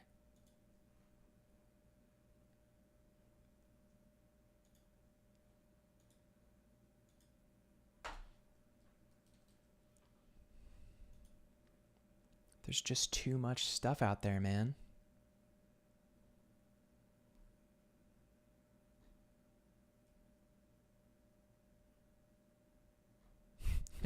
Looking up fan art for like anything is always like a little sus. Oh. I think I found it. Yes. Oh my gosh. I found it. Let's go.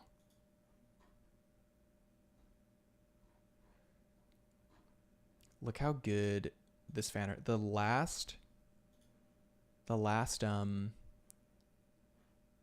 guess I'll just pull up the image. Copy image.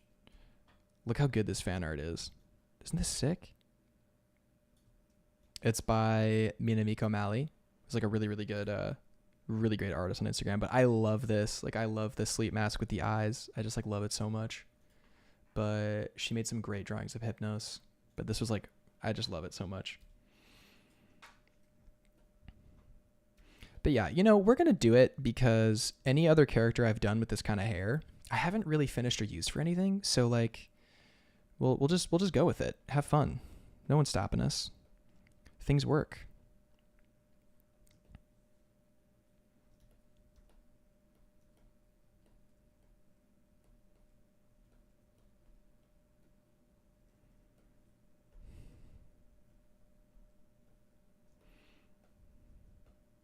I like that the hair is like part of the character silhouette.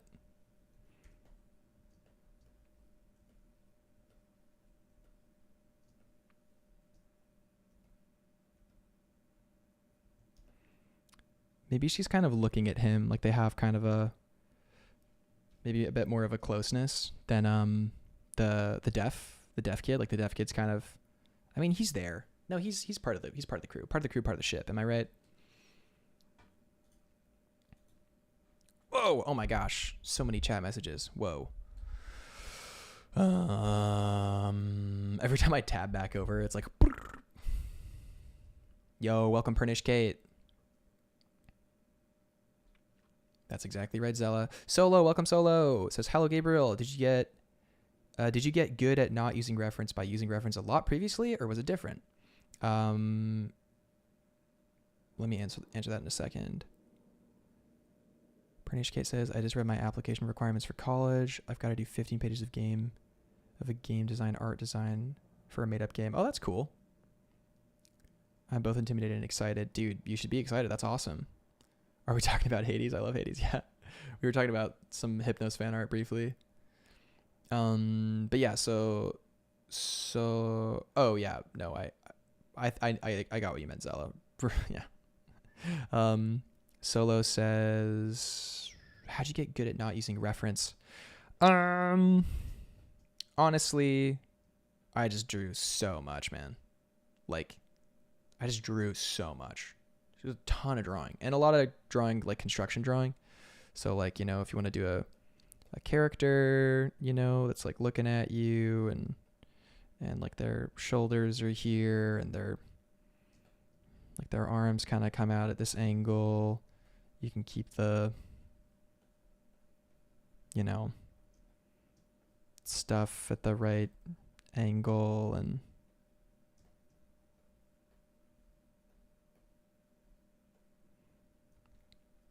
do all the stuff you need to do to keep it consistent, you know, and like all that stuff. And I just like drew like a ton. Even that's like, this is terrible, right? It's like not even a real thing, but just a lot of construction drawing, knowing where the rib cage is, knowing where the hips are. This is like a scrunched pose, so the collarbones are going up there.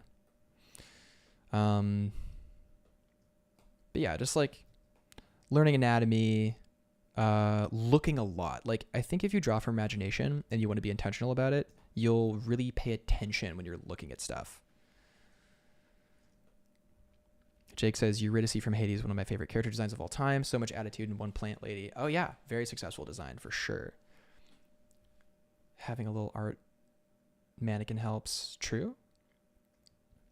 Solo says, thanks. Of course. HT says they released a sort of making of for one of the characters in Hades. It's super interesting to see. Thought they had some crazy shading going on, but the textures are all painted. Yep. Textures are all painted, baby.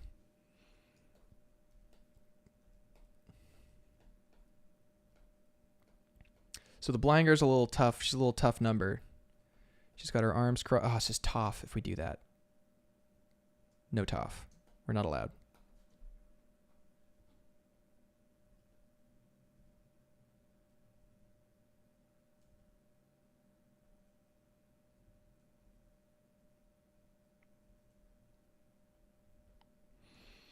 But I like the idea that she's happy.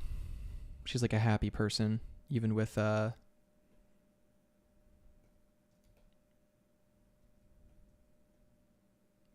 predicament. We're also gonna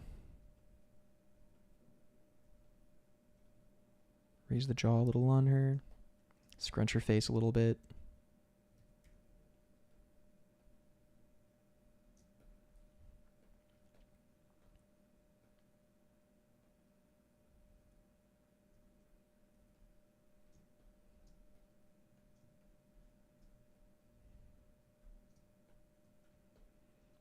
Whoa. Sonny says, Hades is a great looking game, but I'm not able to play it because my mom said. Oh, fair. Fair. Hades, it's, you know, it's intense thematically. A lot of stuff going on. It's really hard too. Hades is so hard, but it's fun. My record was 32 heat, I think. Zella says, it was painted this whole time. Always has been. Oh yeah. Perniche Kate says, I saw that video, kind of made me want to do the same thing in my 3D, but gosh, it's a lot of work. Yeah, well, I think like it is, it also, I think it could save time potentially. Like I know a couple friends of mine who work in Blender, like they paint the textures and the shadows. They like paint the forms in instead of, it's like a whole thing. It's cool. I don't know how it works though. Toph is peak character design. Toph is a very good character.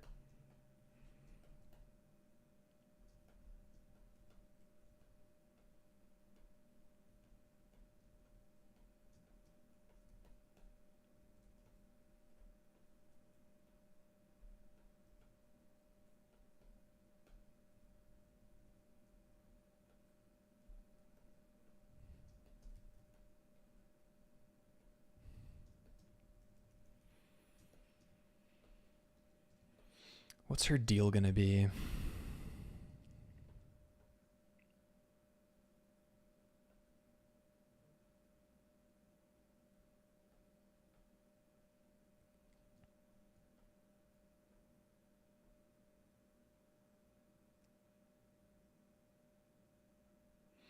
She says, I just hope Toph did get her field trip with Zuko's.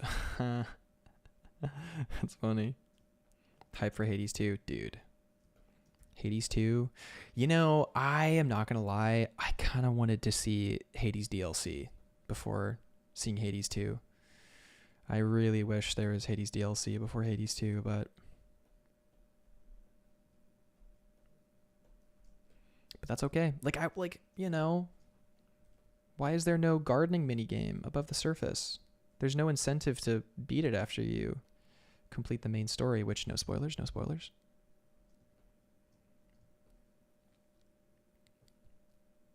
So we're talking about primal shapes. I think Solo asked earlier about, someone asked earlier about character design, feeling like they were having a really hard time with it and feeling like they only could do like triangles or this or that shape. Like there's a pretty strong shape here, which is a triangle shape.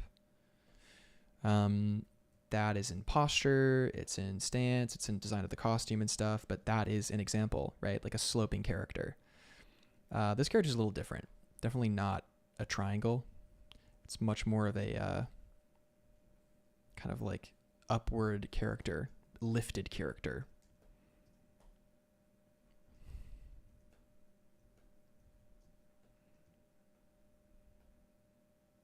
Simple shapes are in everything. It's true.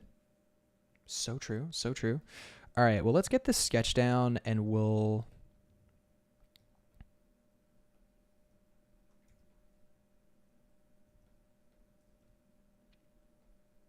move on. I like the idea of big ears on this character. And we'll give little ears to this guy.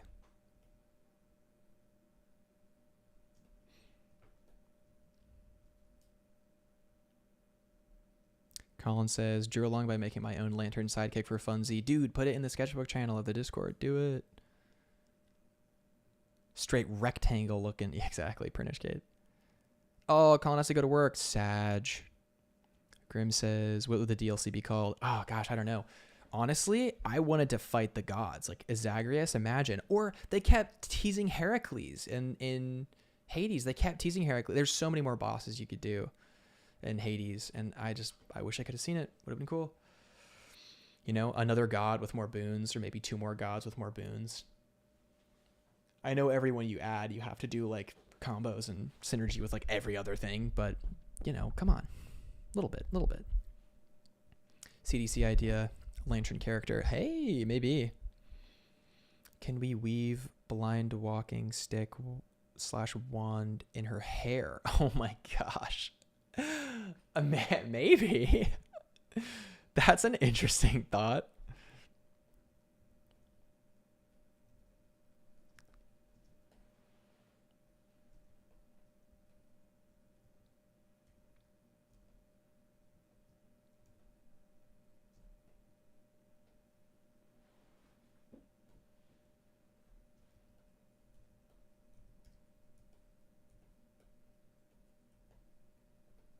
That is interesting, actually.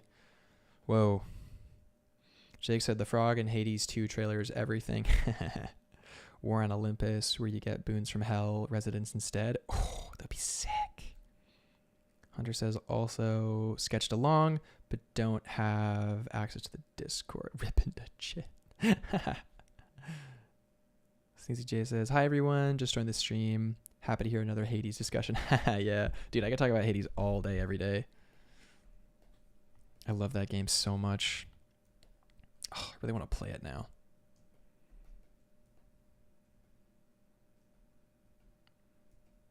If my course sells out, I'll reward myself with a day of Hades. Get the DLC. Dude, I wish there was a Hades DLC. Do it, please.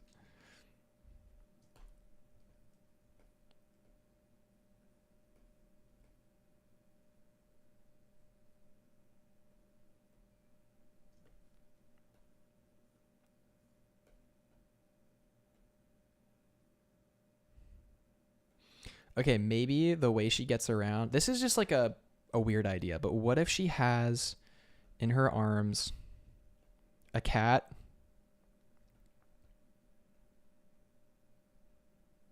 and the cat is like, if it like knows where to go and it like it's like a seeing eye cat, and it like meows and she like follows it. Oh wait, she meows and she follows it. Her little cat friend. Guys. Oh my gosh. Yo, based Colin. Oh, wait, did he post it? Did he post it? Oh my gosh. Guys, look what Colin made. Look at this. Wait, it's good. It's so good. So good. Gosh. Slay. Dude, he's like got all my costumey shapes too. Colin knows. Colin knows my style a little too well. I'm just joking. Just joking. Dude, that's so good, Colin. Heck yeah.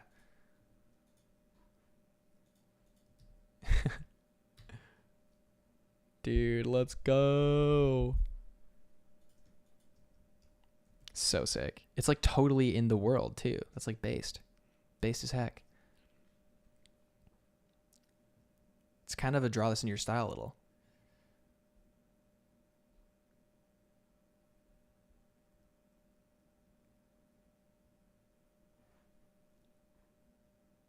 Slay, slay, slay. Jay says, who did I romance in Haiti? Dude, who else? Had to be Meg. She's just too bad, dude. She's just too bad.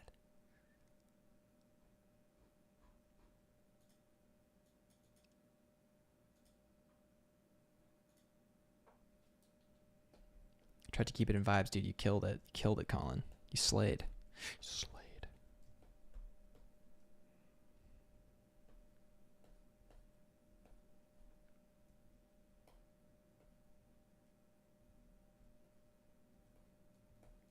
So the blind girl, because she's blind, she can hear and she can talk. So I feel like she's a lot of the commentary of what happens. She's kind of narrating a little bit, and the cat is kind of a part of it. And like sometimes like these two exchange looks, you know, as like a humor thing. Like what is going on? Like he's confused and he's like, what is she saying? And he's like, I don't even know what she's saying. Right?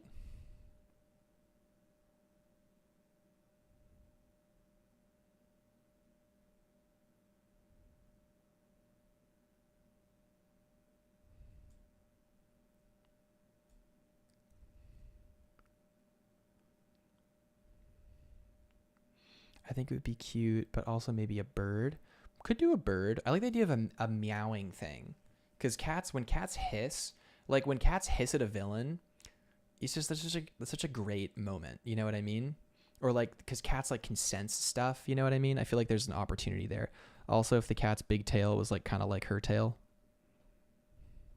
that could also be fun. Little mirror design.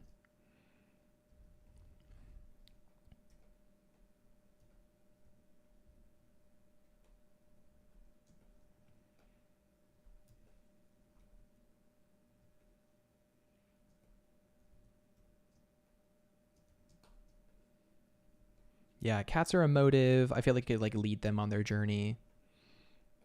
They all kind of know where the cat is and stuff, and like I like that a lot.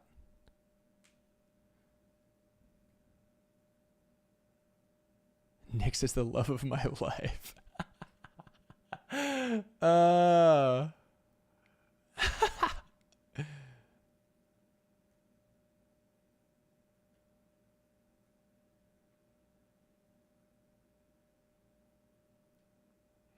The cat is her familiar.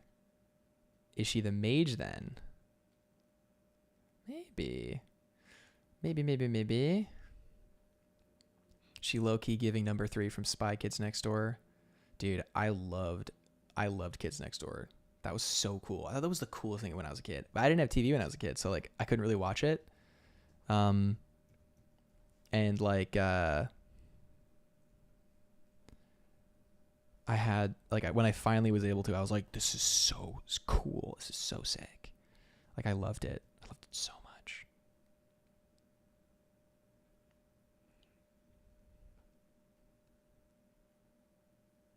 Yeah, there's definitely a relationship between the magical sprite and the cat.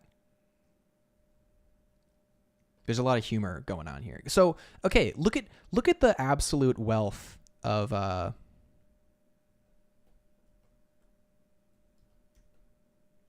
options we have.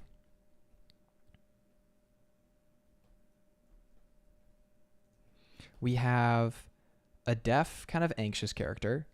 We have a blind, optimistic character that talks everybody's ears off. We have a mute character who's resolute and has a solemn, kind of like a solemn duty, like an intense duty, but is very innocent and sincere about it, and will face the darkness even when everyone else is scared. We have like the blind girl who's like very, very happy, optimistic, but like knows when stuff is wrong. And like it makes the contrast between her easy breezy phase and her like more aware phase, like much more, much more contrasting. Like you'll feel it. You'll feel the alertness when she's alert. The cat, great comedic relief relationship with the sprite, so they can have a dynamic.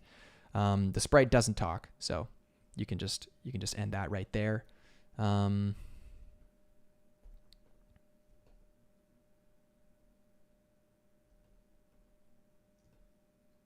they're on like a little quest. How cute is that? They're on a little magical quest to set the kingdom free from darkness, or so they think.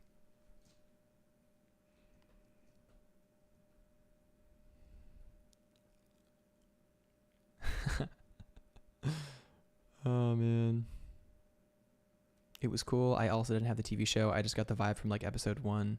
I watched from like one episode. Yeah, exactly. You only need one episode to really get it. They need an Uncle Iroh who is paraplegic. Stop. No. Stop. Say it ain't so. Say it ain't so.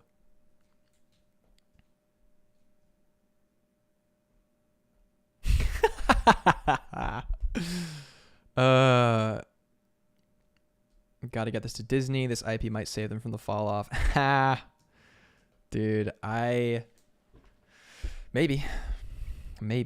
There's when you pitch stuff,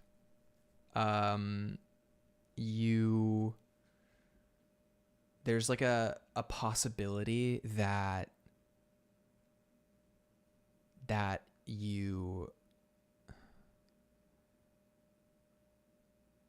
your thing gets bought, but it just sits on the shelf forever and you can't work on it.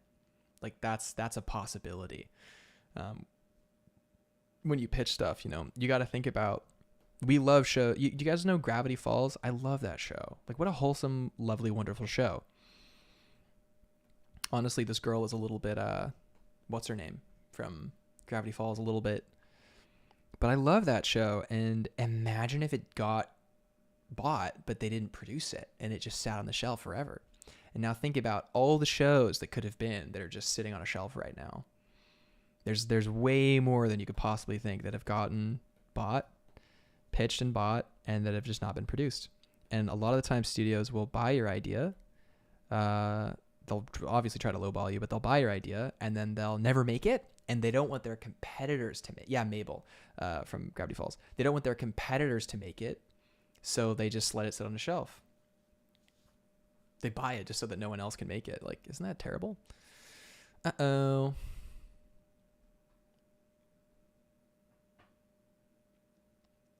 Zella says, I think the studio that did the Song of the Sea would do it more justice. Oh, Cartoon Saloon? Oh, dude, I have an in with Cartoon Saloon, in theory. Imagine I pitched this to Cartoon Saloon. The thing is, it's not based on like an actual legend. I think they base all their films on actual Celtic legends and lore. Wait, there's calendar stuff happening. What is happening? I'm in too many group chats, man. I swear. Also, I may not do the Friday streams anymore. I feel like 3 days a week is maybe too much.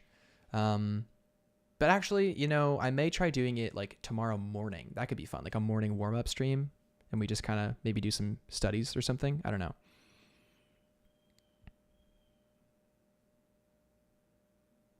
Whoa.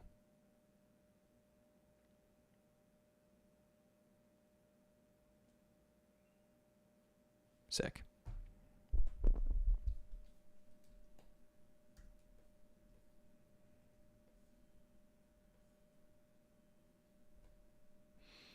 Alrighty, let's see.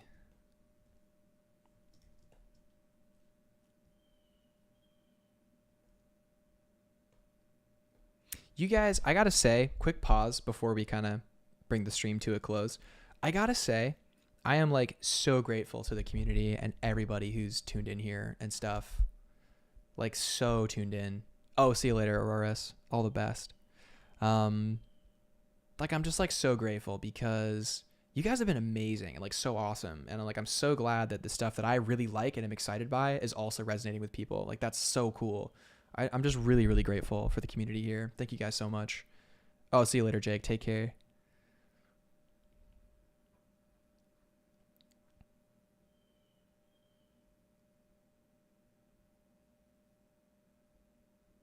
Hunter says LMAO, they should have shelved Phineas and Ferb.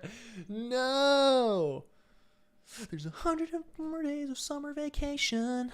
School comes along just to end it. Dude.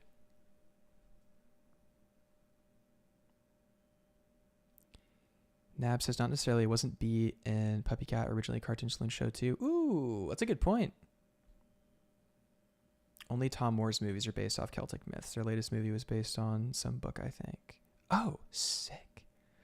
Tom Moore is also very nice. I'm not sure if their Netflix movie with the dragon is based on a specific myth. Oh, you guys are right. Maybe, hey, maybe I, oh, wait, maybe I pitch this to Cartoon Saloon? What? Guys, I may have to stop working on this on stream if I'm going to pitch this to Cartoon Saloon.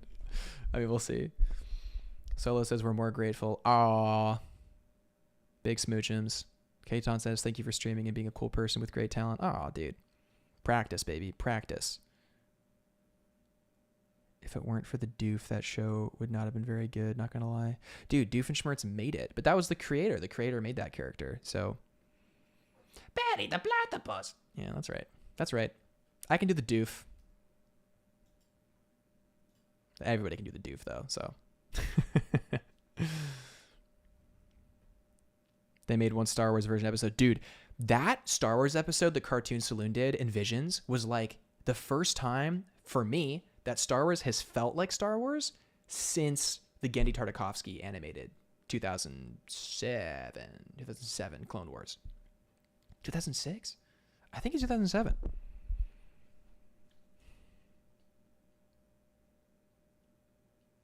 But yeah, you guys are like the realest homies ever. Really appreciate it.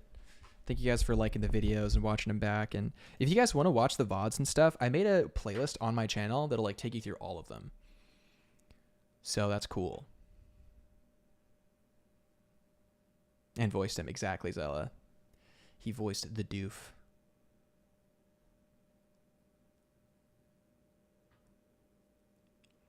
Susie J says, oh yeah, Cartoon Saloon is really growing lately. They also did a cute Viking coming of age show for Disney. Oh, I haven't seen that one. She says, your streams make me very happy and they are also so helpful. But 2 times per week is totally enough, so no stress. Oh, that's good. Viking School, huh? I'll have to check it out.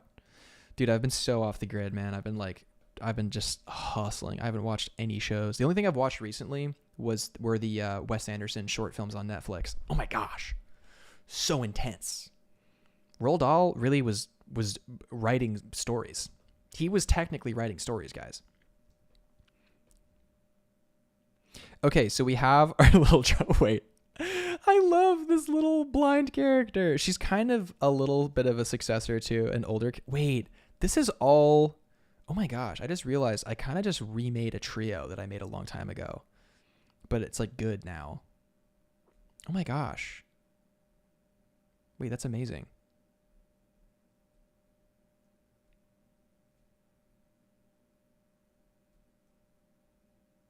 Sunny asks, how much is your class? The class? Well, I'll show you.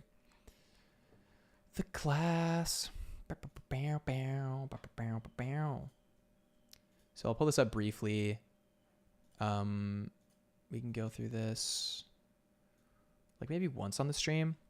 So this is, and mind you, this class is intended for like kind of intermediate artists. So I would really recommend, if you have a strong grasp of, not a strong grasp, but like a good grasp of like some anatomy, figure drawing, like you know how to draw the human form, you understand the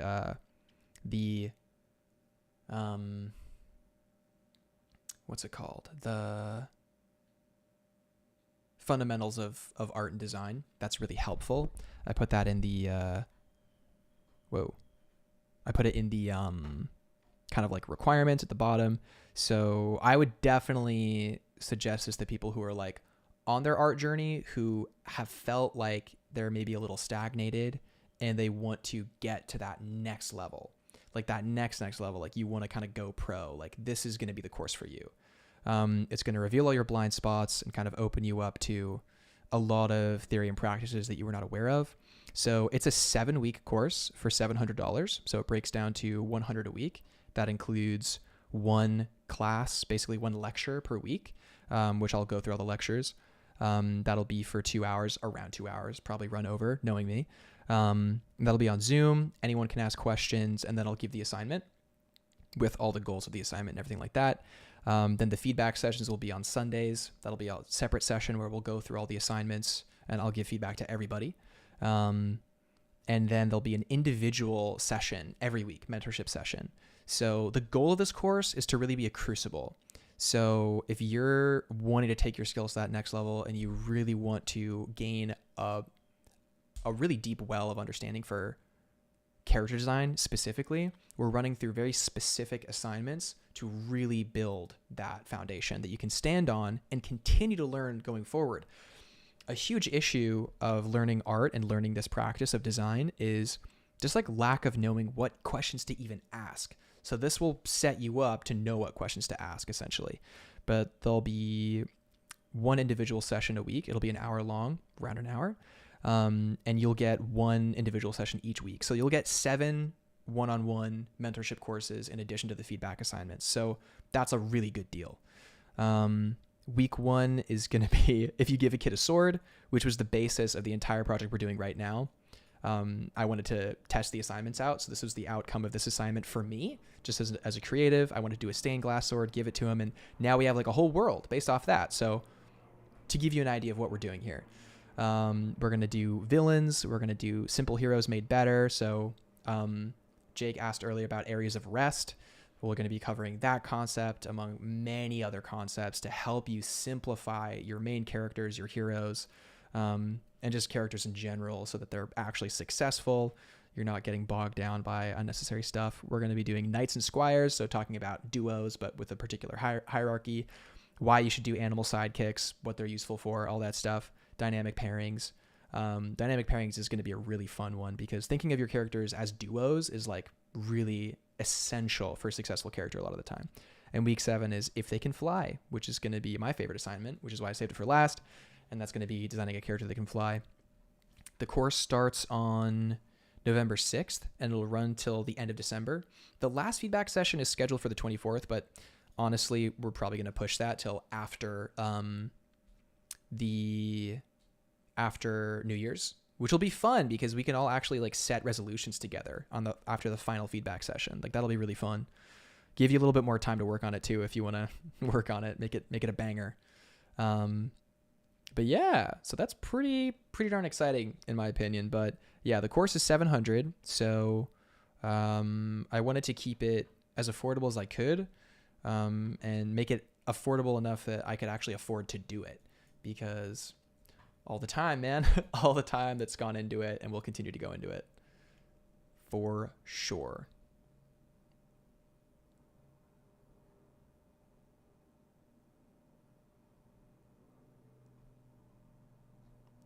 Susie J says, oh, I've got to check those. I have these shorts on my watch list. Dude, go check them out. The Wes Anderson ones. Hunter says, I mean, it's you who said best things happen in threes. I mean, I'm just saying. Yeah. No, things do happen in threes.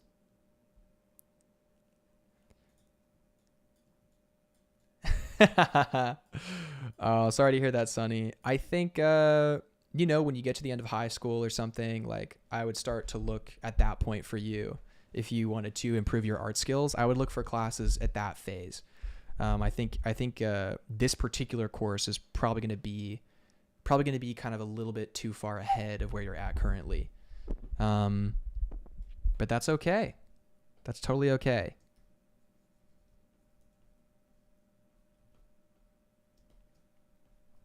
You can learn a lot from the stream still, for sure. But just keep drawing and practicing every day, Sonny. You'll do great. But this course is going to be very intense. Like it's kind of for people who are very serious about this stuff, who kind of want to, you know, gear their life towards storytelling and creating stories. But yeah, this course will be offered. Yeah, no, for sure, man. This course will be offered definitely again in the future, but this is going to be fun. Zella says, I learn something new every time I watch the stream. Hype, let's go.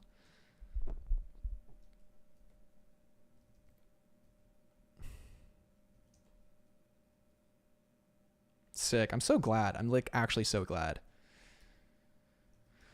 It's good for me too because it reminds me of everything I know, you know? Like sometimes if you're just in a vacuum by yourself, you can forget that you actually know a lot of stuff.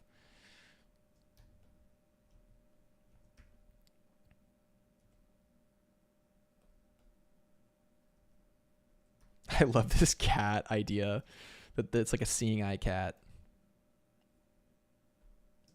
Or maybe we do like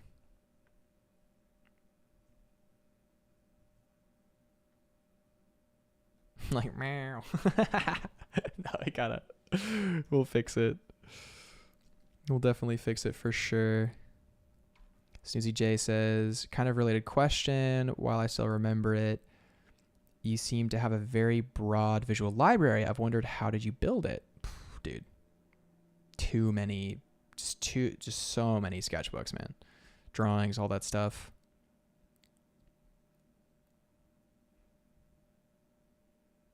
Zella says, I kind of want to draw the girl and cat now. They're so cute. Oh my gosh, you totally can.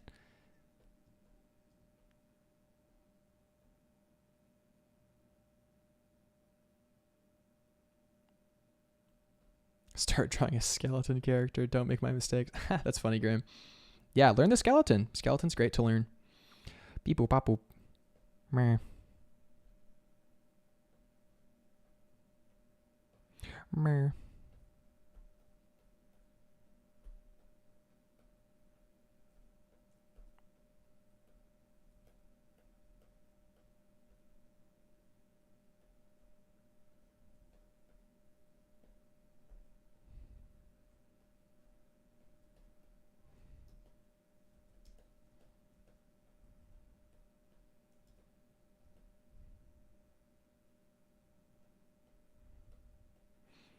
Ball and socket joints.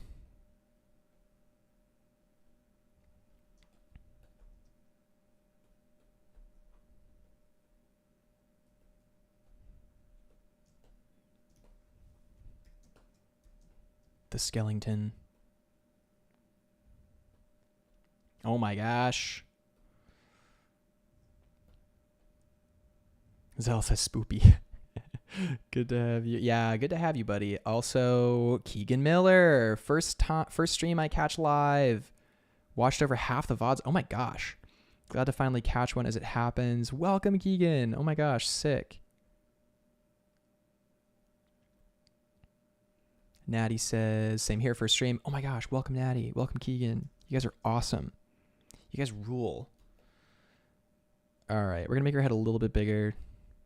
A bit more of like kid vibe. Maybe we'll just make her overall a little bit smaller so she doesn't feel ginormous.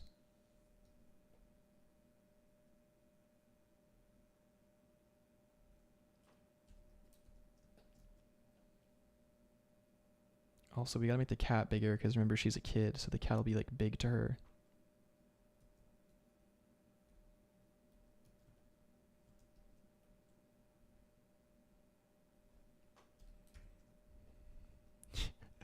Oh, wait, it's cute. She like loves it. So she's like snuggling it. Its little face kind of pressed against her.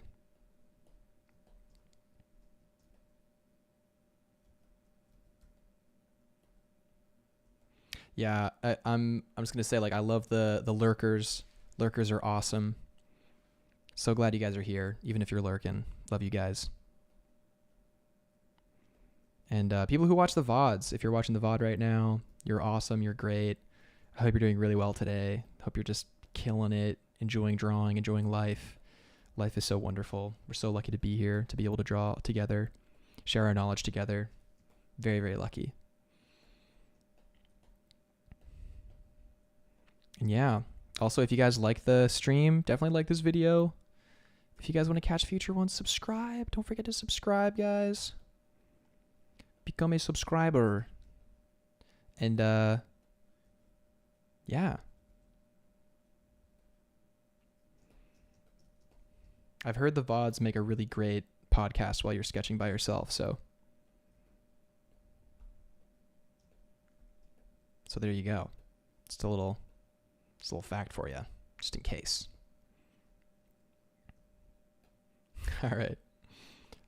So we'll have to do all the colors for these guys later and do all the cleanup. I might do the cleanup off stream. We'll see. With these characters, I think I have better success when I'm not streaming just because it's easier for me to focus.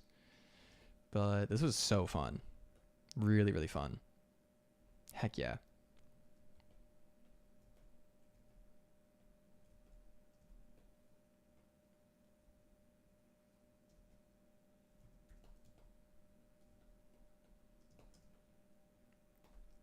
So let's take stock of what we've done so far. So cool. Oh my god, pee pee poo poo's here. Let's go. Nice. Zella says Norwegian forest cat would be hilarious to have a huge cat with little kids. Oh yeah, dude, that's like totally possible for sure. I kind of want to do a black cat because it's almost like a darkness, like a little shadow, because that plays fun, like with the narrative in an interesting way. Lurkers right now. That's so funny.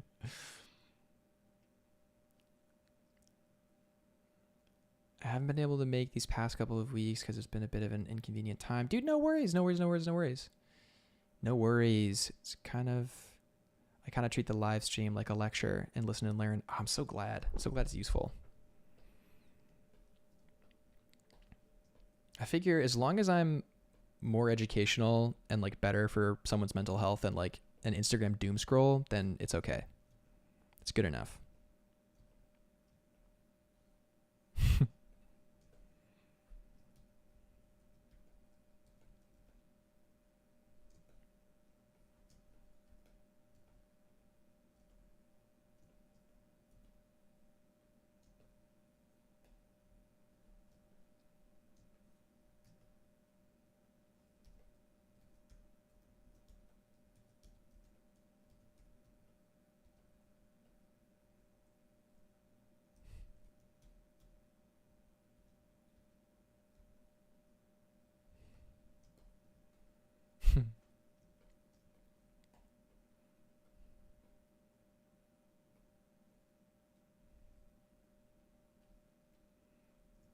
I heard having the stream on in the background gives you Hunter says, I don't know, I've heard having the stream in the background gives you plus 15 XP drawing points. Just what I heard. That's funny. Phoebe said, I tried to join the Patreon, but it says PayPal unavailable. Oh my gosh. Really? Huh.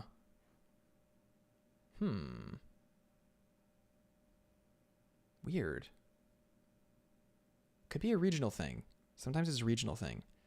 I think in Canada. No, not in Canada. I don't know.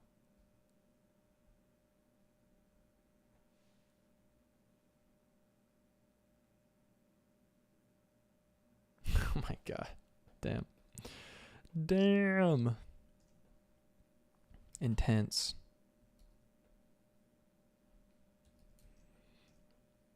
All right, well, I'm loving this little ensemble here. And they're pretty coherent, I think. Pretty darn coherent. So, you know what we could do to kind of make them fit together a little better in theory is let's just duplicate the layer because we want to save what we have. And I think, oh wait, we can just do this. think I'm going to move these guys over to this side, I think.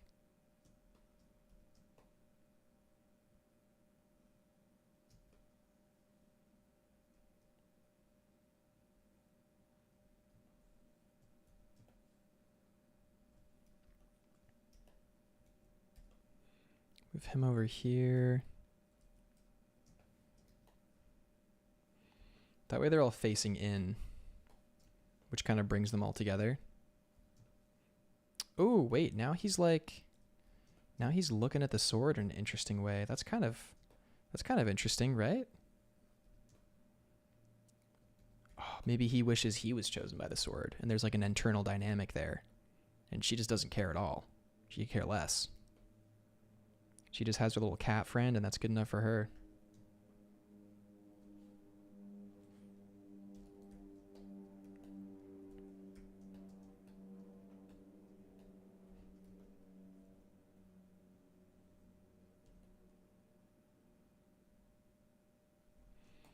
Oh, it also puts the cat in the thingy that now you can see their relationship as well. Which I think in the future I could have as like paw going up. Yeah. Look. Oh my gosh, so cute. All right. So we're just like loosely sketching this stuff out. We're not going for quality here. It's just for fun. Sorry, I haven't checked the chat in a minute. Let me check. And then we'll probably bring things to a close. You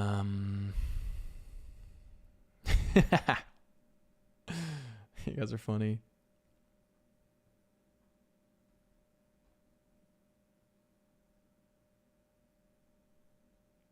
Right since I saw the price and the mentorship, and now need a couple more months to afford it because of the debt, and I still got to turn 18 for a lot of stuff.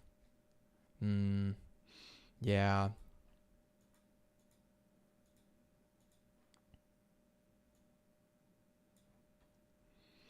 I want to try, I don't know.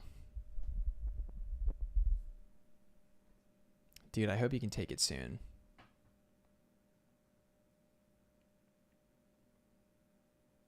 I hope things clear up for you, man. Sounds like a tough sitch. Sword only speaks to the deaf one. Whoa, maybe. Maybe the deaf one like hears something about the sword, or there's like something there. That's a good point, Dark Renaissance. That's a good point. It's good.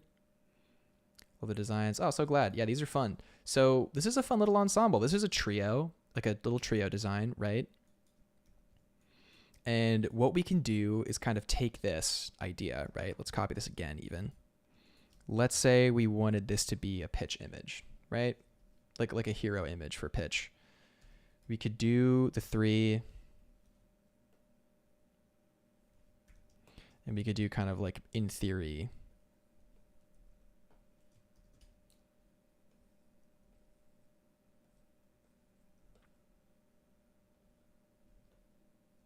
the big bad guy or something.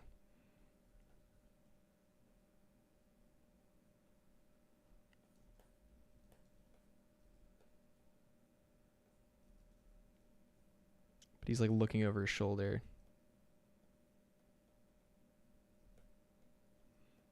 Maybe it has like horns or something.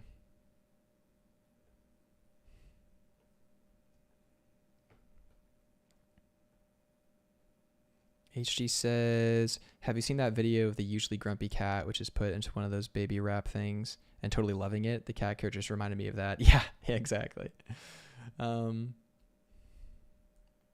Grim says, got a Kingdom Hearts Sora Riku dynamic. I like it. Oh, interesting. I haven't played Kingdom Hearts. Sag. I remember my neighbor when I was a kid had it, and it was like so cool. I was like, what? Donald Duck's in that game?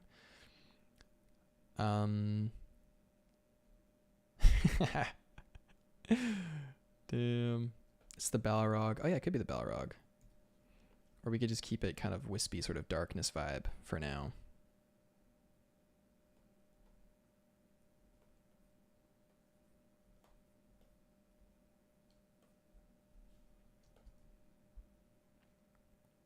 Or even like a looming presence.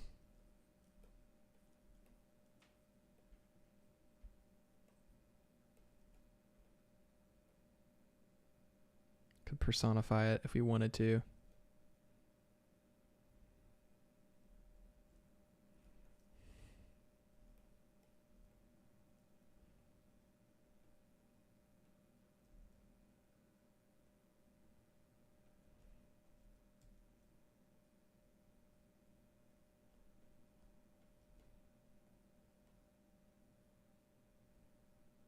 Man, claw hands. I've been wanting to do some claw hands recently.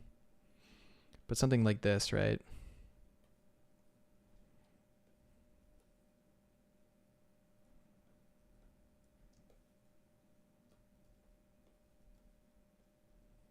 We could do some other kind of smoky creatures sort of falling out of this or whatever.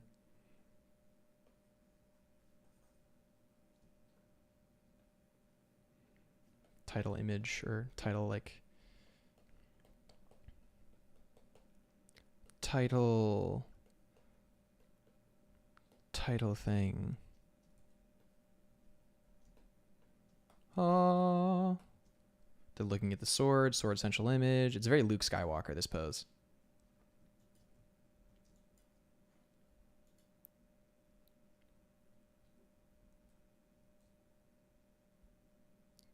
PP says, by the way, Gabriel, are there any free spots left in your mentorship? I'm wondering if I should still try to ask for some help, or I just wait if you plan to do another one later on. I'll probably do one next year, most likely. I actually can't promise if I'll do another one. I'll probably do another one. Petition to name the blind girl Iris. Oh my gosh. That'd be hilarious. And it would also be funny because I have a friend named Iris, which is like kind of fun. We could do Lucian, Iris, and so-and-so. Bing bong. Prashant said yellow. Yo, what up, Prashant? Yo, Prashant. Wait. Prashant, you started streaming, right? Suspicious?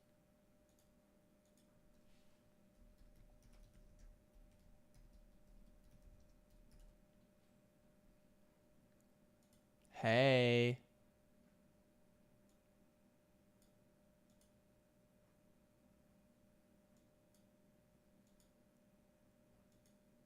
He's doing it. Oh my gosh.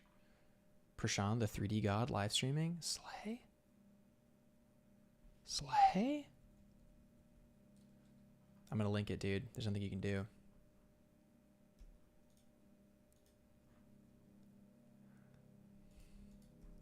Yo.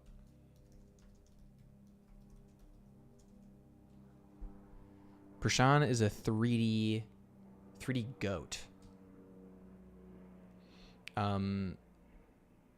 But yeah, per your question, PP poo poo, there are spots in my mentorship left. There are, I believe, 7 out of 10 spots. I know there are, I know there are people who are like, save me a spot. So I like, you can think of that as maybe like 3 spots left in theory, or 4. I don't know. We'll see. But we'll see. We'll definitely see.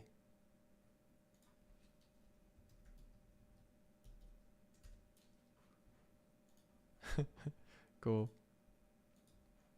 Whoa.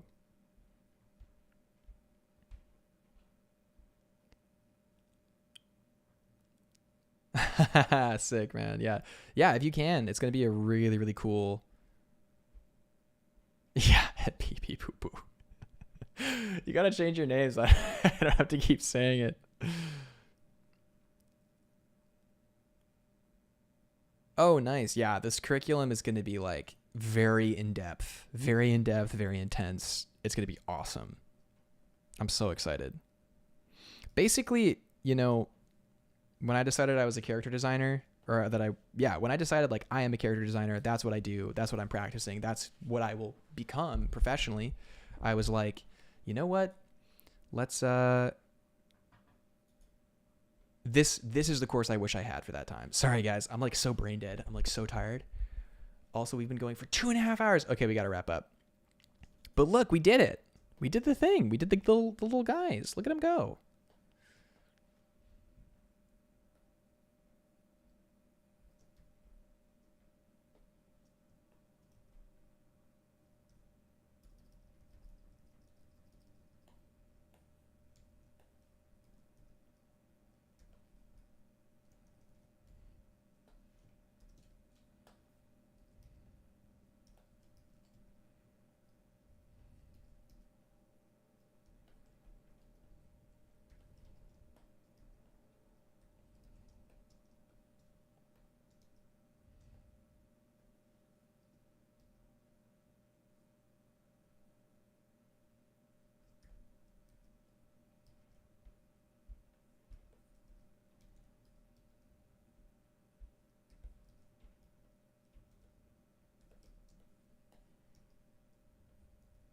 We don't want to get too stuck in figuratively representing this darkness, right? We want to keep it a little ambiguous, so maybe we don't want to go too humanoid with it.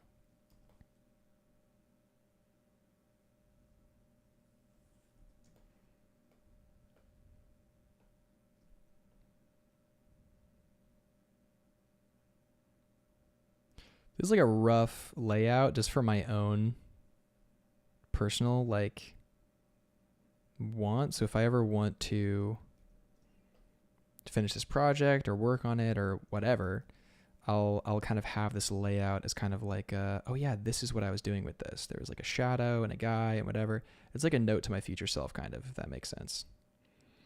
And I'm just creating a little kind of graphic element or whatever, like as if this was going to be some kind of poster or something. And then of course we want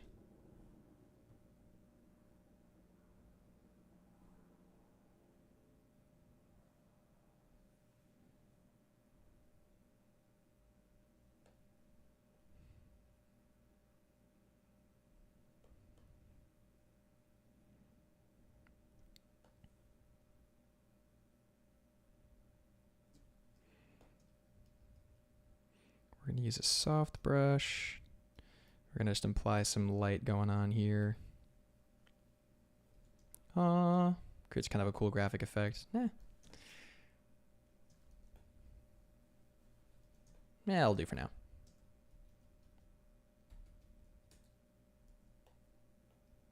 Something like that.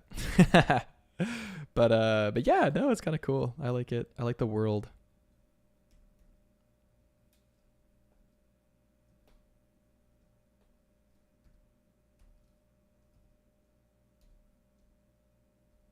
Yeah, that works. That works. All right. Whoa. You can call me Tazu. Okay, sick, Tazu. That is, you know. Well, you know. It'd be funny if we called the blind guy Tenebris, since Tenebris is Latin for darkness. Ooh, interesting. Nice.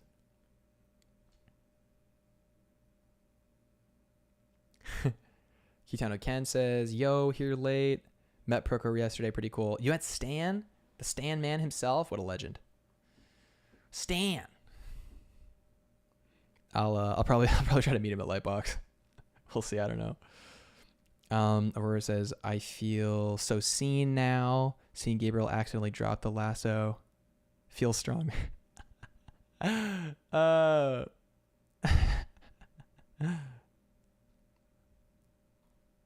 Grim says, I love to do it, but I'm still in school and have no money. Yeah. Art courses cost money, man. It's a tough one, you know. I think when I was in high school, I couldn't afford any art classes either. I had to do it all self-taught. For sure. In the future, I'm going to try to do a lot of like self-study content that'll be a lot more affordable. This is really like for people who are like, I want to do this, you know, I want to invest time into this focused session and book out time to work out what I need to work out. Like, it is definitely for that stage of intensity and seriousness, for sure. Zell says, very nice title, cover image, slay.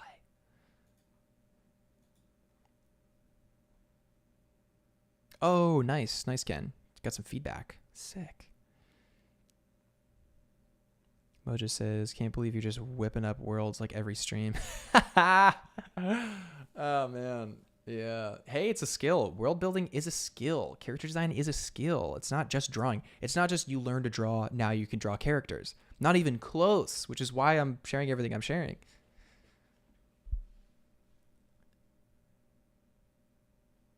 World's master? No, dude, there's some people who are so good at world building. They're so good. Yeah, it's very 80s, 90s core. You're right, Snoozy J. But it needs to be, you know? Michael says, still live. Let's go. Oh, man.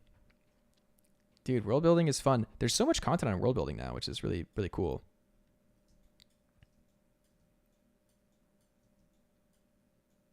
There's just going to be too many worlds, I think.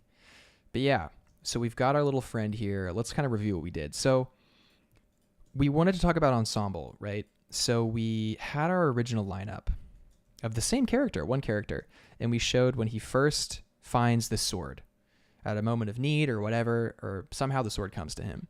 He then has to hold up the sword to face something, let's say darkness, right? For whatever. And then eventually some crisis happens. He goes through and he comes out a hero. The sword has been reforged.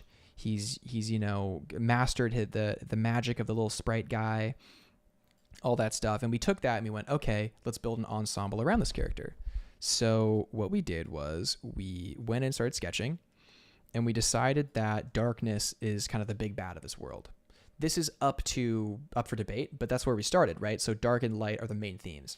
So we wanted maybe maybe a deaf character. Someone in the chat said deaf character. I'm like, okay. And then we were trying it. And then we thought, oh my gosh, what if there was one deaf, one blind, and the main character was mute, which is like super symbolic. How do they communicate? What happens? So then we wanted to make them all gel, start to think about the dynamic. How does the blind girl get around? Like a cane or like the kind of stick wand for seeing is like, maybe we want to explore some other options. So we thought, oh, what if she has a seeing eye cat that meows and tells her where to go? Like, that's really funny. Maybe has a dynamic with the sprite we were thinking, all that stuff, right? And then we brought it together. We made all the characters face each other, which is pretty significant. Now the deaf character maybe has some ideas about the sword. Maybe he's a little envious. Who knows what'll happen? Some internal conflict maybe. He's got the lantern, all that stuff. The little sprite guy is doing the sprite guy thing. The cat is friends with the sprite now. And we have this kind of darkness looming overhead, this kind of impending doom that we've added. So this is kind of a pretty quick whip up for a little IP image, a little IP kind of kickoff of like, there's a trio of characters, kids facing darkness, going on an adventure. There's a big bad in the distance. They will face it, come out the other side stronger. So pretty good for a few hours, I think. We kind of solved the main thing. Now all we have to do is kind of draw them and finish them if we want, right? So let's see. Tazu says, my course with TB Choi set me back a bit. Oh, dude, TB Choi is expensive. For my novel project, I'm making languages. Let's go. Making languages, that's a lot. I have 27 books, y'all. I'm losing it. Whoa. That's too many. Ken says, yeah, so drawing, love the composition. I'm so glad. Let a lot of good friends through that, though. True.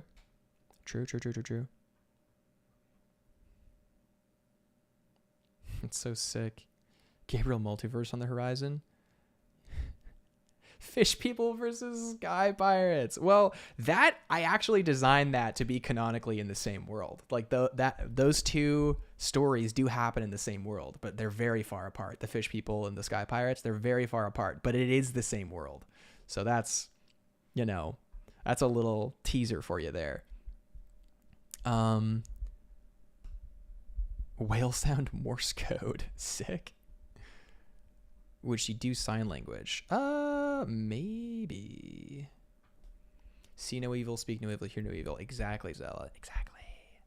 HC says, could the lack of a specific skill, seeing, hearing, etc., a curse or sickness caused by this dark force? There probably will be some element to that. I like the idea that maybe like in the end, somehow like they're restored, maybe through defeating something or overcoming some issue. Maybe they're restored and she can see for the first time, he can hear for the first time, and he can speak for the first time. Like that could be a fun resolution in theory.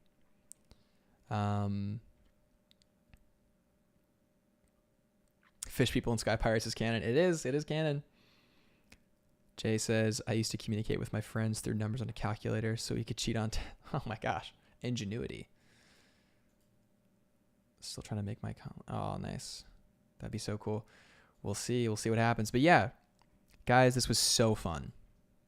Absolutely fun time. Now I'm going to do what my note says, which is call the homie. I got to call the homie. So that's on my to-do list now. I love you guys. You guys are awesome. If you're watching this live, you're a legend for making it this far. You're fantastic. You're great. I love you. Thank you so much for stopping by. I hope you got something out of this. For people watching back the recording, you're also awesome. Thank you so much.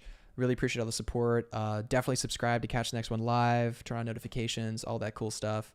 Yeah, if you like this video, definitely like it. Definitely subscribe. If you want to join our Discord, you can do that through the Patreon. I tried to make it very inexpensive, so it's just kind of, you could join if you want. It's really active now. It's like really, really cool. There's a great group of people on there that are really fun. Yeah, just really, really good guys. So, and everybody's helping each other learn and grow, and it's very motivational. We do character design challenges 2 to 3 times a week, which is really fun. Yeah, and spots for my course are still available, I think. Link in the description. And I'm going to promote it on Instagram tomorrow, so if the spots go, then the spots go. But there will be more courses in the future, for sure. You guys are awesome. Nice. Oh my God, you guys popped off in the chat right when I'm signing off. Oh, thanks guys. You guys are awesome. Cool. Cool. Sick. Oh, so glad you guys are here. Yeah, much love to you too. All right, guys. I will catch you on the next stream. Maybe tomorrow morning. Probably not. No promises, but maybe. All right. Much love.